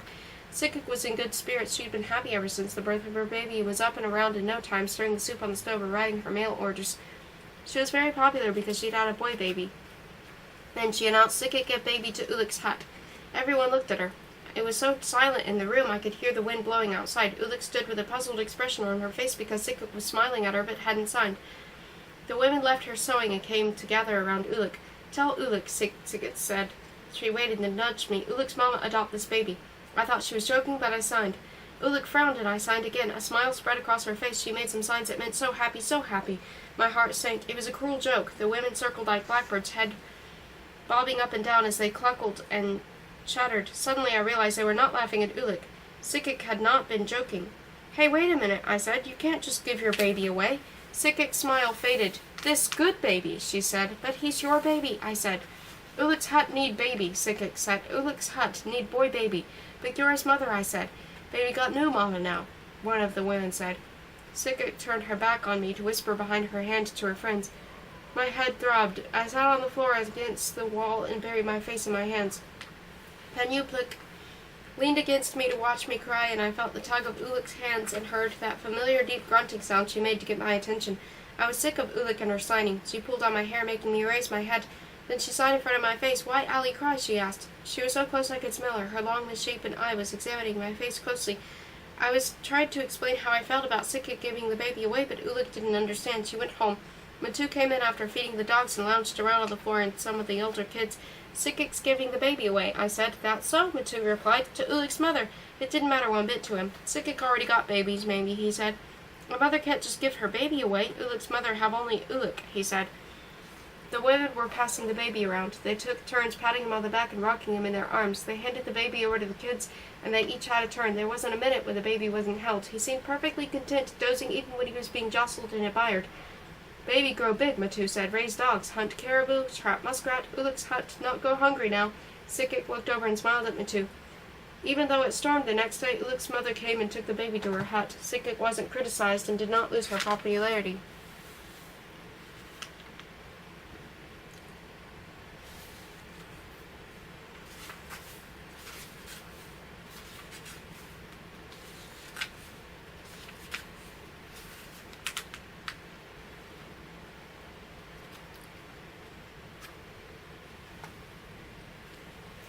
11.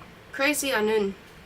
Sikik's hut seemed empty after the baby was gone, but Sikik didn't seem to mind. In spite of the windstorm that swept snow into creamy piles, Ulik's mother returned several times a day for Sikik to nurse the baby. Sometimes Sikik walked up to Ulik's hut. Something changed in the village. Ulik wasn't exactly accepted by everyone, but she was no longer ostracized. People went to her hut to see the baby. It was as if the baby belonged to everyone. Women continued to gather in Sikik's hut to sew, but they met in Ulik's hut, too. Outside John's store, the men watched me curiously. They murmured together, pointing me out. They say you gave Ulik a sign, John said. That's what brought out the happiness in Ulik's hut. What do you mean? Ulik can make herself understood now, John said. She never tried before. Everyone treated her badly. You were kind enough to teach her about signing, and that made a difference. I hope you don't mean Sikik gave the baby away because Ulik can sign. Well, I guess that's exactly what I mean. Sikik sees Ulik differently now. We all do. That means Ulik's mother is looked at differently, too. He was tinkering with his radio. By the way, search and rescue found your plane. I got my radio to work long enough to hear that much. We'll find out what village your mother is in, and we'll get you there on the next plane out. That's a relief, I said. Then I asked, how can you live in such a faraway, isolated place? Most of the villages cropped up in places where our ancestors had fish camps, he said. This village has been here for 2,000 years. Aksuk came into the store and asked John for vanilla extract. I'm just about to close, John said, and you know I won't sell you that stuff. I won't even put it on the shelves, understand? Aksuk cursed and brushed by me so fast he almost knocked me over. He pushed past John, heading for the back room where John stored some of his supplies. I could hear one of John's kids crying behind the curtain that was the doorway to John's home. I could smell caribou soup and hear the soft, low tones of John's wife as she talked with a neighbor. Go home, Aksuk, John said. Sober up. Aksuk swayed only inches from me. I stepped back out of the way. He doubled his fists and swung. John caught his arm, holding it high. Better run along, Allison, he said. Go on, get out of here. I backed out of the door. John held Aksuk by his parka ruff. He shoved him outside where I stood. Then he bolted the door. I heard the iron bolt fall into place. All the way back to the hut, I could hear Aksuk shouting and banging the door with his fists. I didn't say anything to Sikik. We settled down in our usual places on the floor. I sat on my bedroll, not ready for sleep. I was so anxious to talk to someone, I wrote another letter to Mom. Dear Mom, please come get me if you can. I know I was a brat sometimes. I admit my grades went down in math and science, but they were still good in English, even though I could get to the clinic every day. I still managed to get on Saturdays. Everything was different in Dana Point. You weren't there and Dad didn't have much time. When I came here, I was hoping we could all move back to Huntington Beach and be a normal family again. The house is gone sold.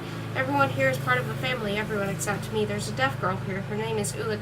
I miss you. I want to go home. Your long-lost daughter, Allison.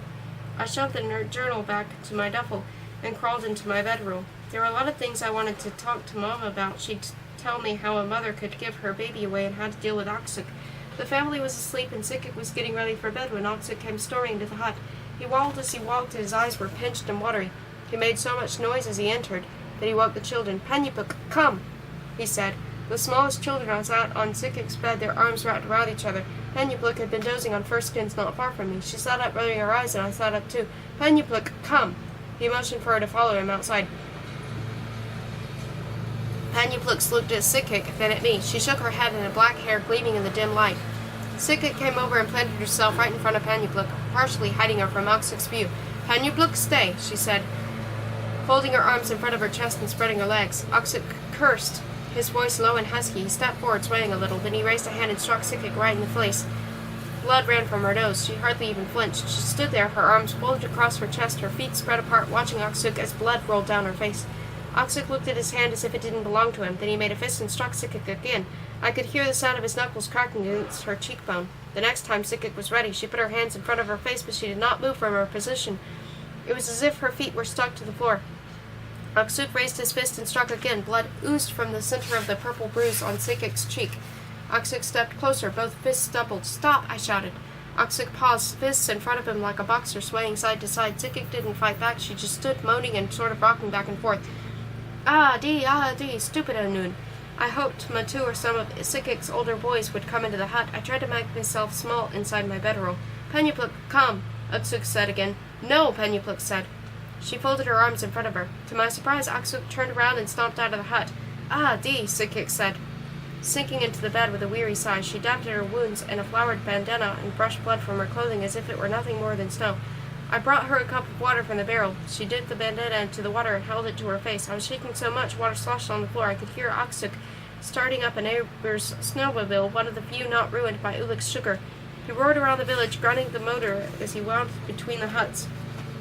He headed up to the cemetery knoll and circled around, then plunged down the steep slope to the river. The noise startled Matu's dogs barking.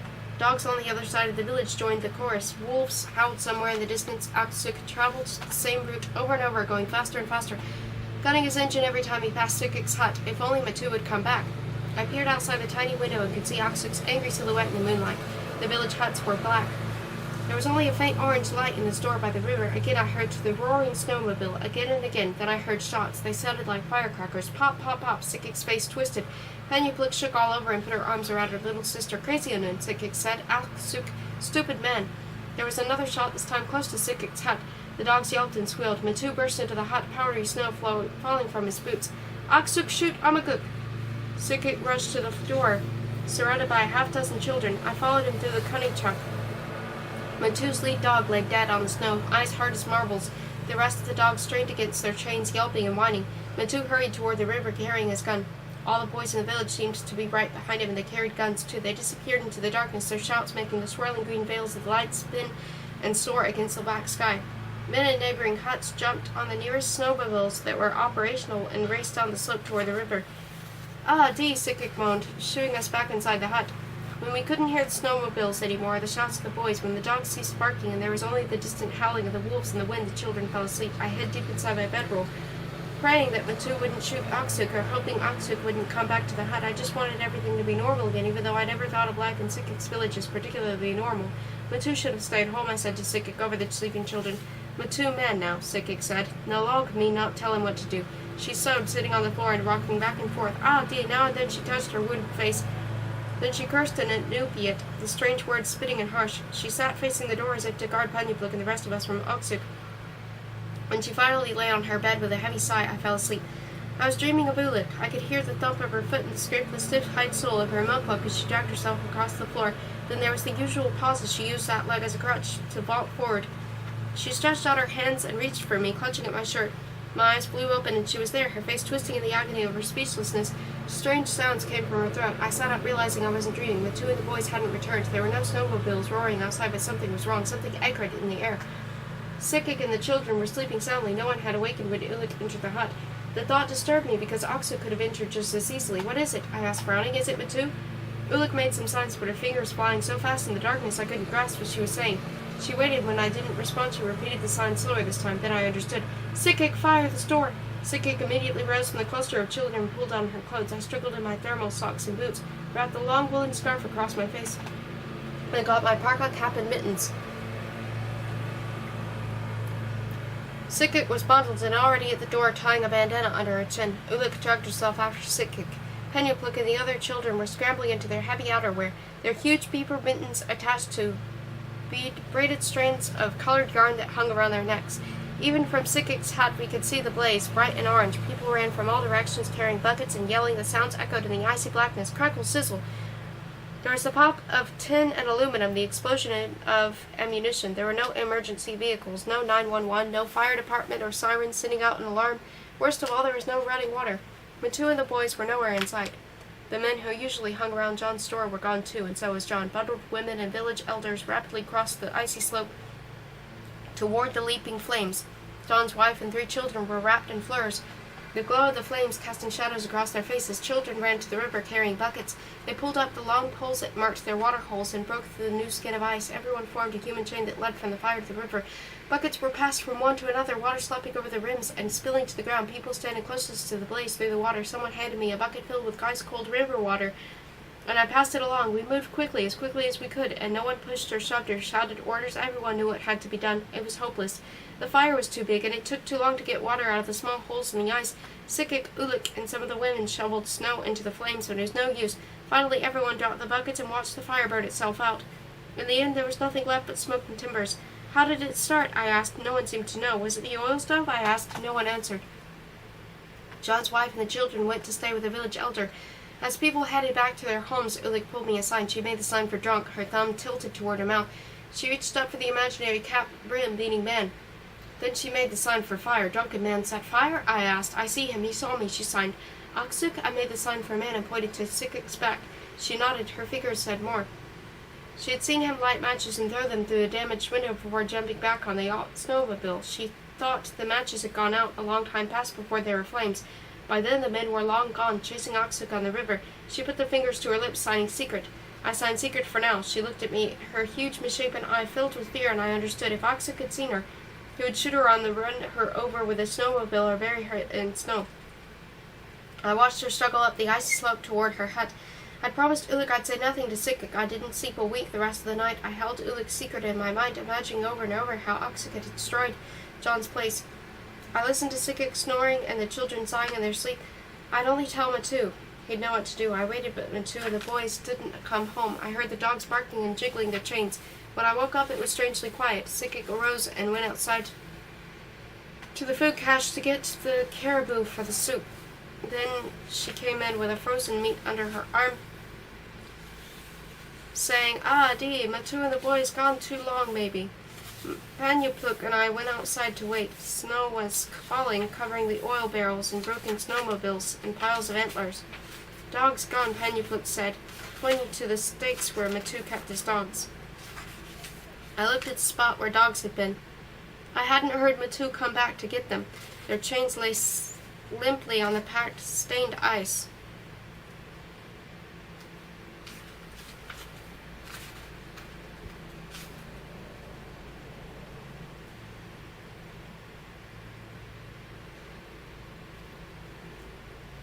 Only Amaguk remained behind, rigid and dusted by the falling snow.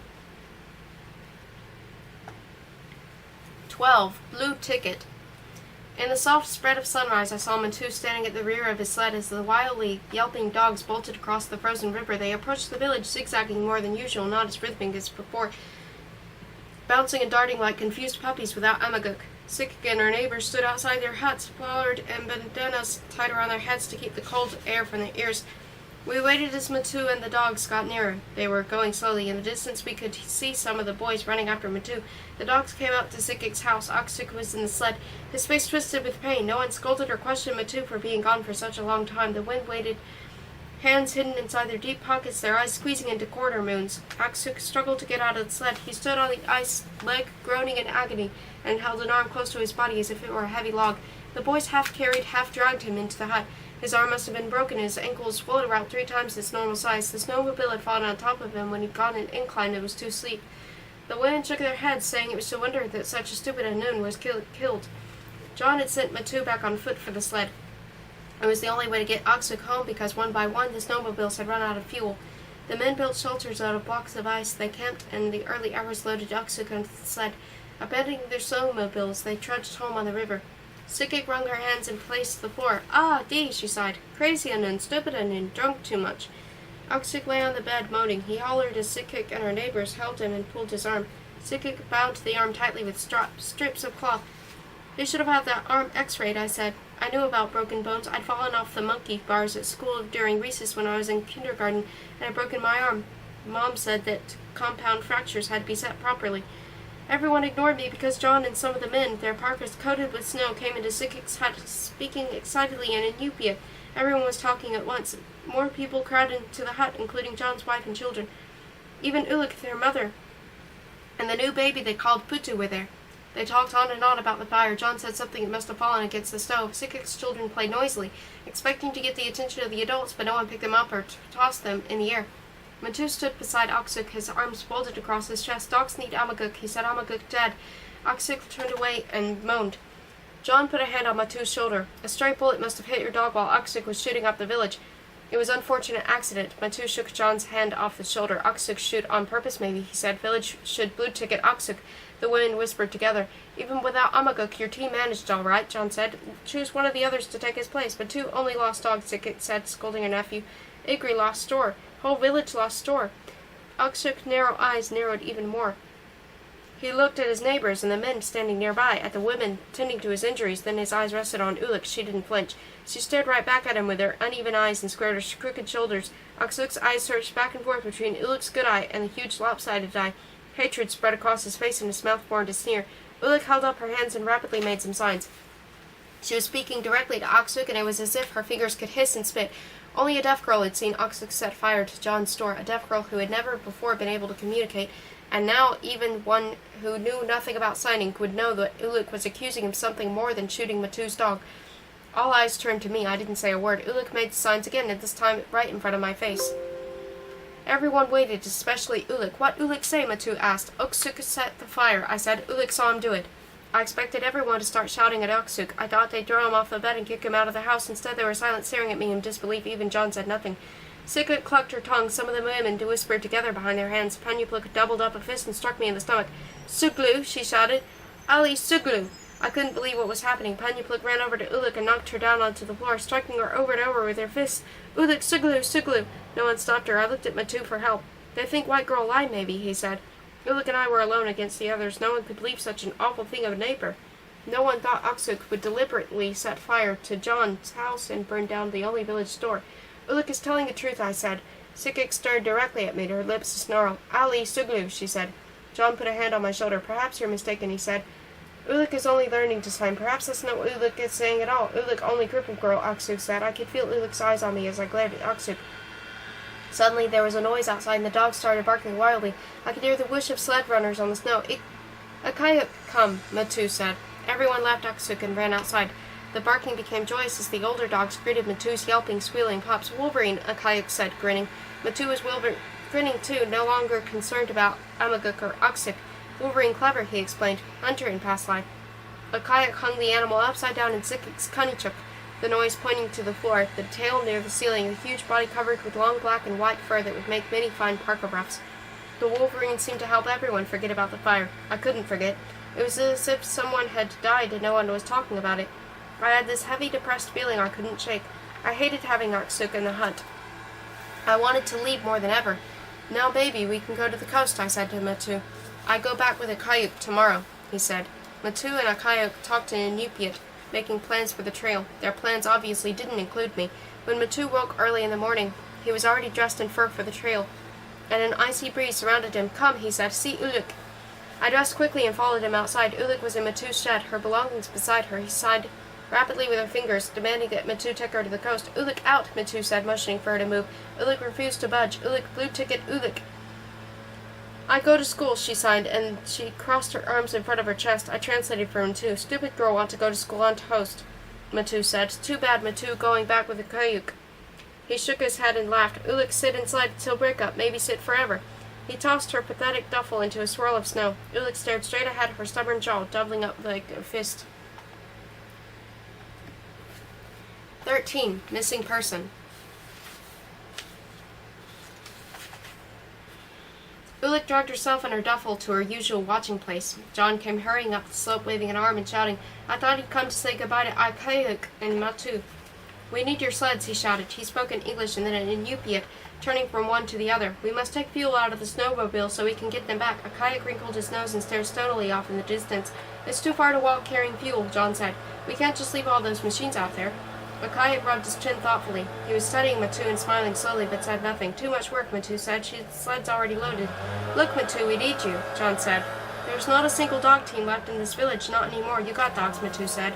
Sure, we've got lots of dogs, but none are trained as a team. Ikayuk pursed his lips, then looked down at the trampled snow. He said something in Inupiat, then chuckled. I know, John said. I'm as much to blame as anyone. I've made money on every snowmobile ordered through my store. I've made money on the cola we drink and on the jawbreakers that draw our teeth.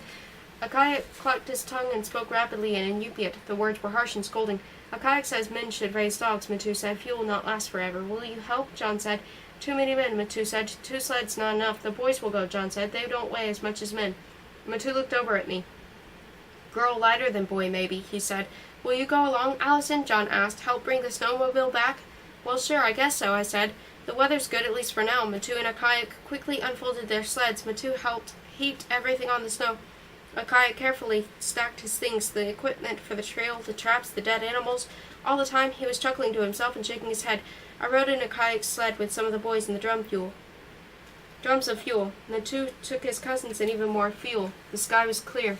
As daylight spread pink and gold across the ice, the 2 teams raced on the river, sometimes Ikayuk ahead, sometimes Matu. Everyone clattered with excitement, but I was probably the most excited of all to be traveling away from the village. The seasons had changed, the days were longer. The boys gazed off in the distance. There was nothing to see but ice and clumps of small, straggly trees. I needed to use the bathroom, and there wasn't any place to go in all the wilderness, not even the horrid honey bucket Sick had in her hut. When I couldn't wait any longer, I asked a kayak to stop. After a long while, a kayak stopped his dogs. Matu came up alongside, his dogs yelping. It was really embarrassing because the boys were snickering as I climbed the riverbank toward a clump of trees. Right in the middle of everything, with my overalls unzipped and my parka off, there was a sudden startling animal sound right behind me. I nearly jumped out of my skin. I whirled around to face the biggest, ugliest deer I'd ever seen. It was bigger than a horse and had a large antler rack. It stared at me for a minute, snorting, then lowered its head and charged. I screamed and ran like crazy for the river, yelling at the top of my lungs, clutching the straps of my overalls and dragging my parka behind me. Help, help! My throat burned for the gulping, icy air. Still in their traces, the dogs went mad, jumping and howling. Moose! Someone shouted. Allie found moose! Whooping, the boys grabbed their guns. I tripped and fell face down in the snow as a volley of shots rang overhead. I lay still, gasping and listening to the pounding of my heart and the baying of the dogs. A kayak and the boys knew just what to do. They slit the animal's throat and sliced the underbelly. Then they cut around the hooves and up the legs. Pulling and cutting, they slipped the hide away of the carcass. Soon there was a bloody mess all over the snow. A kayak and the boys were covered with blood, and they were joking about me.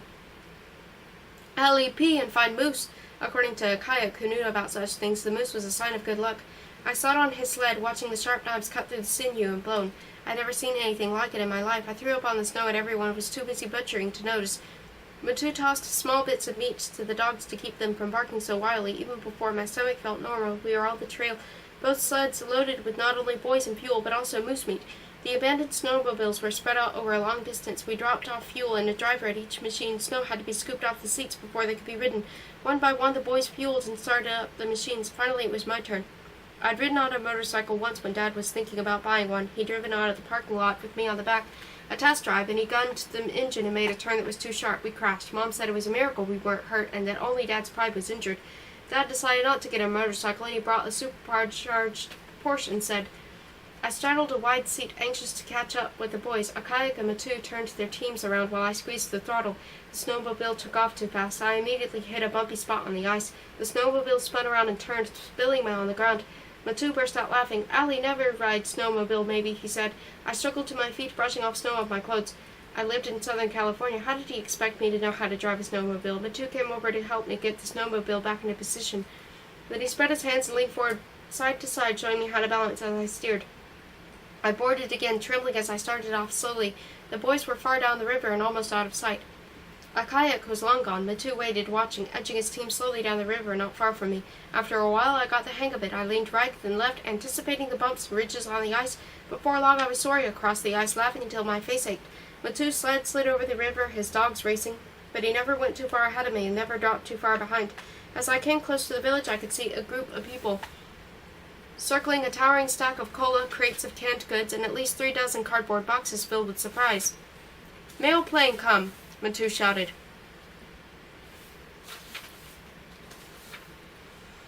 I stopped the snowmobile to watch people load the things onto Matu's sled. John was directing the supplies to the abandoned schoolhouse that would be his new store.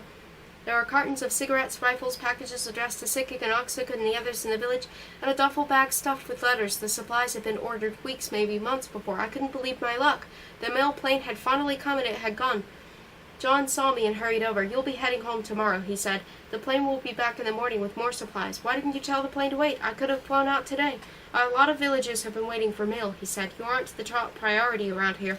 Matu straightened, his eyes meeting mine. "Oksuk top priority today, maybe," he said. "Oksuk, is he going to a hospital?" I asked. John and Matu exchanged glances. "The village council voted him out of the village," John said. "Elders hear Uluk, maybe," Matu said.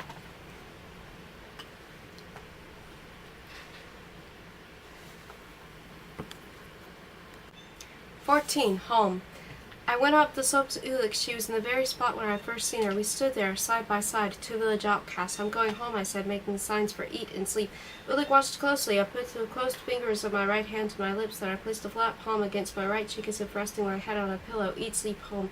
Uluk pointed to me and imitated the signs. Then she put her fingertips to her lips as if tasting something and pulled her hand into a thumbs-up position. "Better. Is your home better?" she asked. Home had once meant so many things to me. Mom, Dad, my own room, my posters and horse shelf and clothes, my things. I never thought about home being plainly a place to eat and sleep. Sikik's hut was always warm and cozy with clattering children and caribou soup and simmering on the stove and a place to eat and sleep. It was home. Uluk smiled her lopsided smile. She signed that my home was better. She had a mother and a new baby brother, but that wasn't enough for Ulick. I placed my fingertips to my forehead, then moved my hand down to the Y position. Why? I asked. Ulick clapped her hands together several times. School. My home was better. My home had a school. Ulick was the only child in the village who was anxious to go to school. Ulick learned, she signed. Ulick teach. She held her hands open, facing each other, and moved them up and down. Someday, I said maybe. Tugged on my arm. I must get ready to go, I said, but I didn't sign. I hurried to Sikik's hut. Aksuk was gone, blue-ticketed somewhere, but there were reminders of him in the hut, his tobacco, a wrinkled shirt, a knitted headband. I went through the motions of getting ready to go. I gave my 2 posters and silly white boots to Pennypluk. I was too excited to sleep and lay shivering inside my bedroll, listening to Sikik's steady snoring. I heard the plane buzz in the village early next morning. It circled overhead several times before landing on the river. It came down like a giant metal bird. Everyone hurried down the river. Women in flowered bandanas, children bundled in fur, men in fancy mucklucks. I carried my duffel to the river and stood with it near my feet. I was scared to death. The last thing in the world I wanted to do was get on that plane to go to another strange new place all by myself. I could feel the tears press behind my eyes as I thought of Ulick and Pennypluk and Matu. They were my only friends, and I was leaving them behind. When I turned to look back at the village, I saw Ulick dragging herself down the slope. Matu was walking behind, overtaking her. Ulick paused to look up at him, bracing herself. Matu had nodded to her, then signed something. Ulick signed back. Matu slowed his pace to walk beside her. Then Ulick saw me watching. I put my fingertips to my mouth and moved her hand away, palm up, saying thank you. She stood rigidly, unsmiling. We stared at one another a long time. Finally, as I was about to turn away, she put her fingertips to her mouth and moved her hand, palm up. It was goodbye. There was a commotion as several people jumped up from the plane and started handing down the boxes. Allison! My heart skipped a beat. I tried to see who had called. Only her voice was familiar, gone with the perfect hair. Starkly whips stuck out below the woolen cap like feathers. The impostor waved her arms and smiled, but I couldn't move from the spot. All I could do was stare. Allison, it's me, it's Mom. There was something familiar in her eyes. She seemed older. A web of lines had grown around her eyes, but she seemed younger, too. She moved like a boy, her huge bunny boots smacking on the ice as if it were something she did every day. She wrapped her arms around me. Mom, you came. I found you at last, she said. She shook me a little. That's you in there, isn't it? Mom asked. She was my mother, all right. Do I look that bad? I asked. She laughed. It was a brittle, husky sound. I guess we both looked better, she said. And good God, Allison, you could have been killed. Your dad will never forgive me. I'll never forgive myself. She was laughing and crying at the same time. Gosh, Mom, you look different, I said. Life's hard enough. But life here in the Arctic is especially harsh, she said. You've changed too, honey. You've grown. You're taller than I am. She touched my face with a fuzzy mitten and wiped away a tear before it froze on my cheek. She caught me in her arms, and I hugged her as tightly as I could. Then we watched the men unload the plane. Pennypluk stared rudely at Mom and turned and signed something to Ulick. Sikik and our neighbors whispered something behind their hands. Matu and our kayak had already replaced their sheds and were ready for the trail. Our kayak stepped onto the black runner and shouted a command. Then, with a whooshing sound, his team left all of us behind. I watched them get smaller and smaller as his dogs raced across the river. That was the man who saved my life, I said. My goodness, why didn't you say so, Mom said. I would like to thank him or give him a reward or something. He doesn't need anything, I said. Matu stepped onto the runner behind his sled and took off after a kayak. His dog zigzagged back and forth, loping along lazily. As he slid toward the river, he raised his arm and I waved. Mom was studying the people standing on the riverbed. Who's that child, she asked, staring at Ulick, who was signing to Pennypluk and some of the other children. My goodness, all those children are deaf? Only Ulick, I said. She must have a difficult time in all the snow and ice. She does, all right, I said. Mom watched Ulick move up the slope, dragging her leg and vaulting forward. Some of the children followed her. She certainly seems popular enough, Mom said. The pilot motioned that it was time to go. I have to say goodbye to Sikik and thank her for everything. Oh, my goodness, yes, hurry. Make sure the plane doesn't leave without me. Sikik was tossing the contents of the slop bucket into the snow. The dirty water froze instantly upon the rainbow of earlier spillings. I'm going now, I said. She nodded but didn't look at me. Well, goodbye, Sikik, and thank you for everything. She nodded again. And goodbye to all the kids, okay? She still hadn't looked at me, so I turned to go. Then she caught my hand with both of hers, and even through the mittens I could feel how warm they were. We faced each other, and our eyes were twinkling. And you being on the coast might like a white girl, maybe, she said. It was the best thing she could have said to me. I hurried to where Mom was waiting. We walked down the slope and out into the frozen river. Our quarters were built by the Bureau of Indian Affairs years ago, Mom said. The school's on the side. There's nothing much, sort of a duplex. I hope you won't be too disappointed. It's okay, Mom, I said. We boarded the plane. When we were about the village, I could see what remained of John's store, black timbers jutting out of the snow. I looked for Sikik's hut, but the plane lifted and turned northeast. When I first came here, they seemed strange, I said. Now they're just regular people. She laughed. You mean like people back home? Well, no, better than that. Stronger, self-reliant. I hope they don't change. What do you mean, she asked. They must change if they're ever going to join this century. Why do they have to be like us, I asked. Honey, they're in a confusing stage right now. One foot in the old world and the other in the new. It sure changes things, I said. What does? Us coming here. I know, she said. It changes us, it changes them. It's sad, I said. Mom and I said nothing for a long time. Then she said, you'll want to take a good hot bath when we get home. I've got some ice melting. We get it from ponds inland. We live right by the sea, but we can't see ice. Too salty.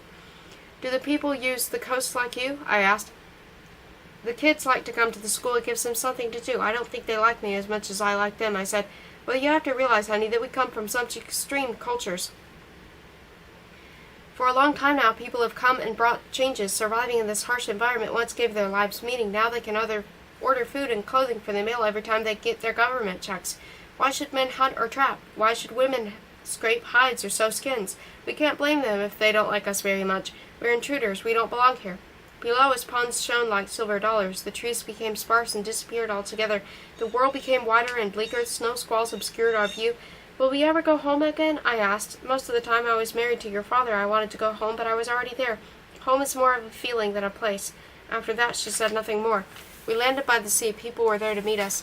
It was a windy beachfront village with geometric walls of ice along the shoreline. Puddled villagers took my duffel bag and bedroll and helped me onto a sled behind a snowmobile. The wind was so strong we were leaning sideways. Allison, Allison, Allison, I could hear my name in the wind. Mom pulled her woolen scarf across her face. They've heard all about you from me, she said. Several people climbed onto the sled with us. A man straddled the snowmobile, grunting the engine. Within minutes we were up at the front of a low, rectangular building.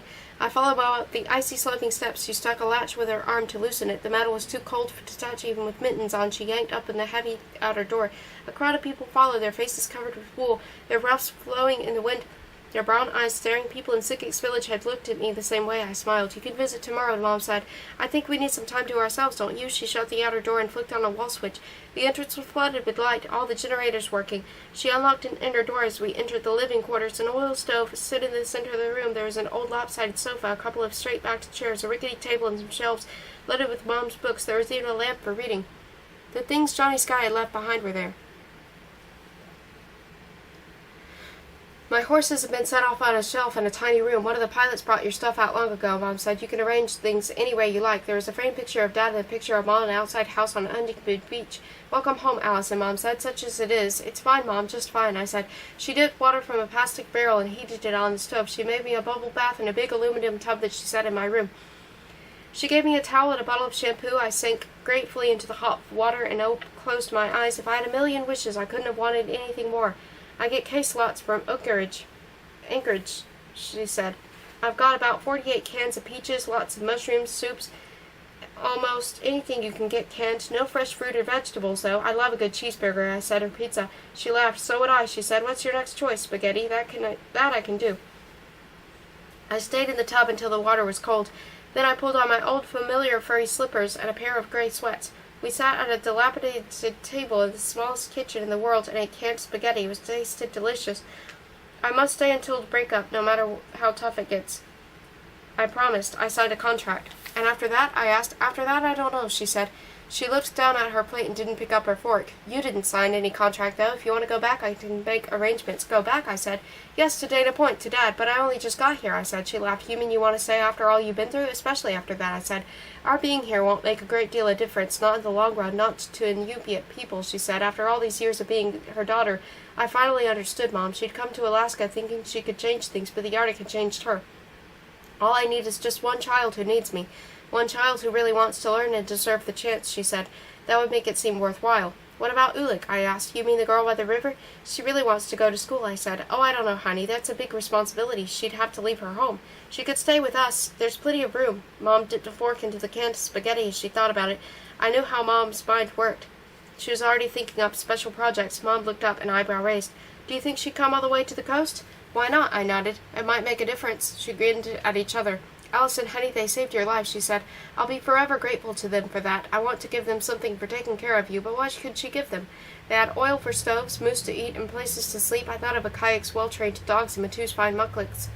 I pictured Sikik in her warm hut, sewing skins and talking with friends. I remembered Ulick's baby brother. I can't think of anything they need, I said. Not a single thing. Thank you for listening to I Am the Ice Worm by MaryAnn, Easley. There is another book related to this, but I've actually not read it, and I was kind of confused by the synopsis of it, so I don't know whether I will ever read it. Let me know in the comments what your favorite parts might have been, and thank you for listening.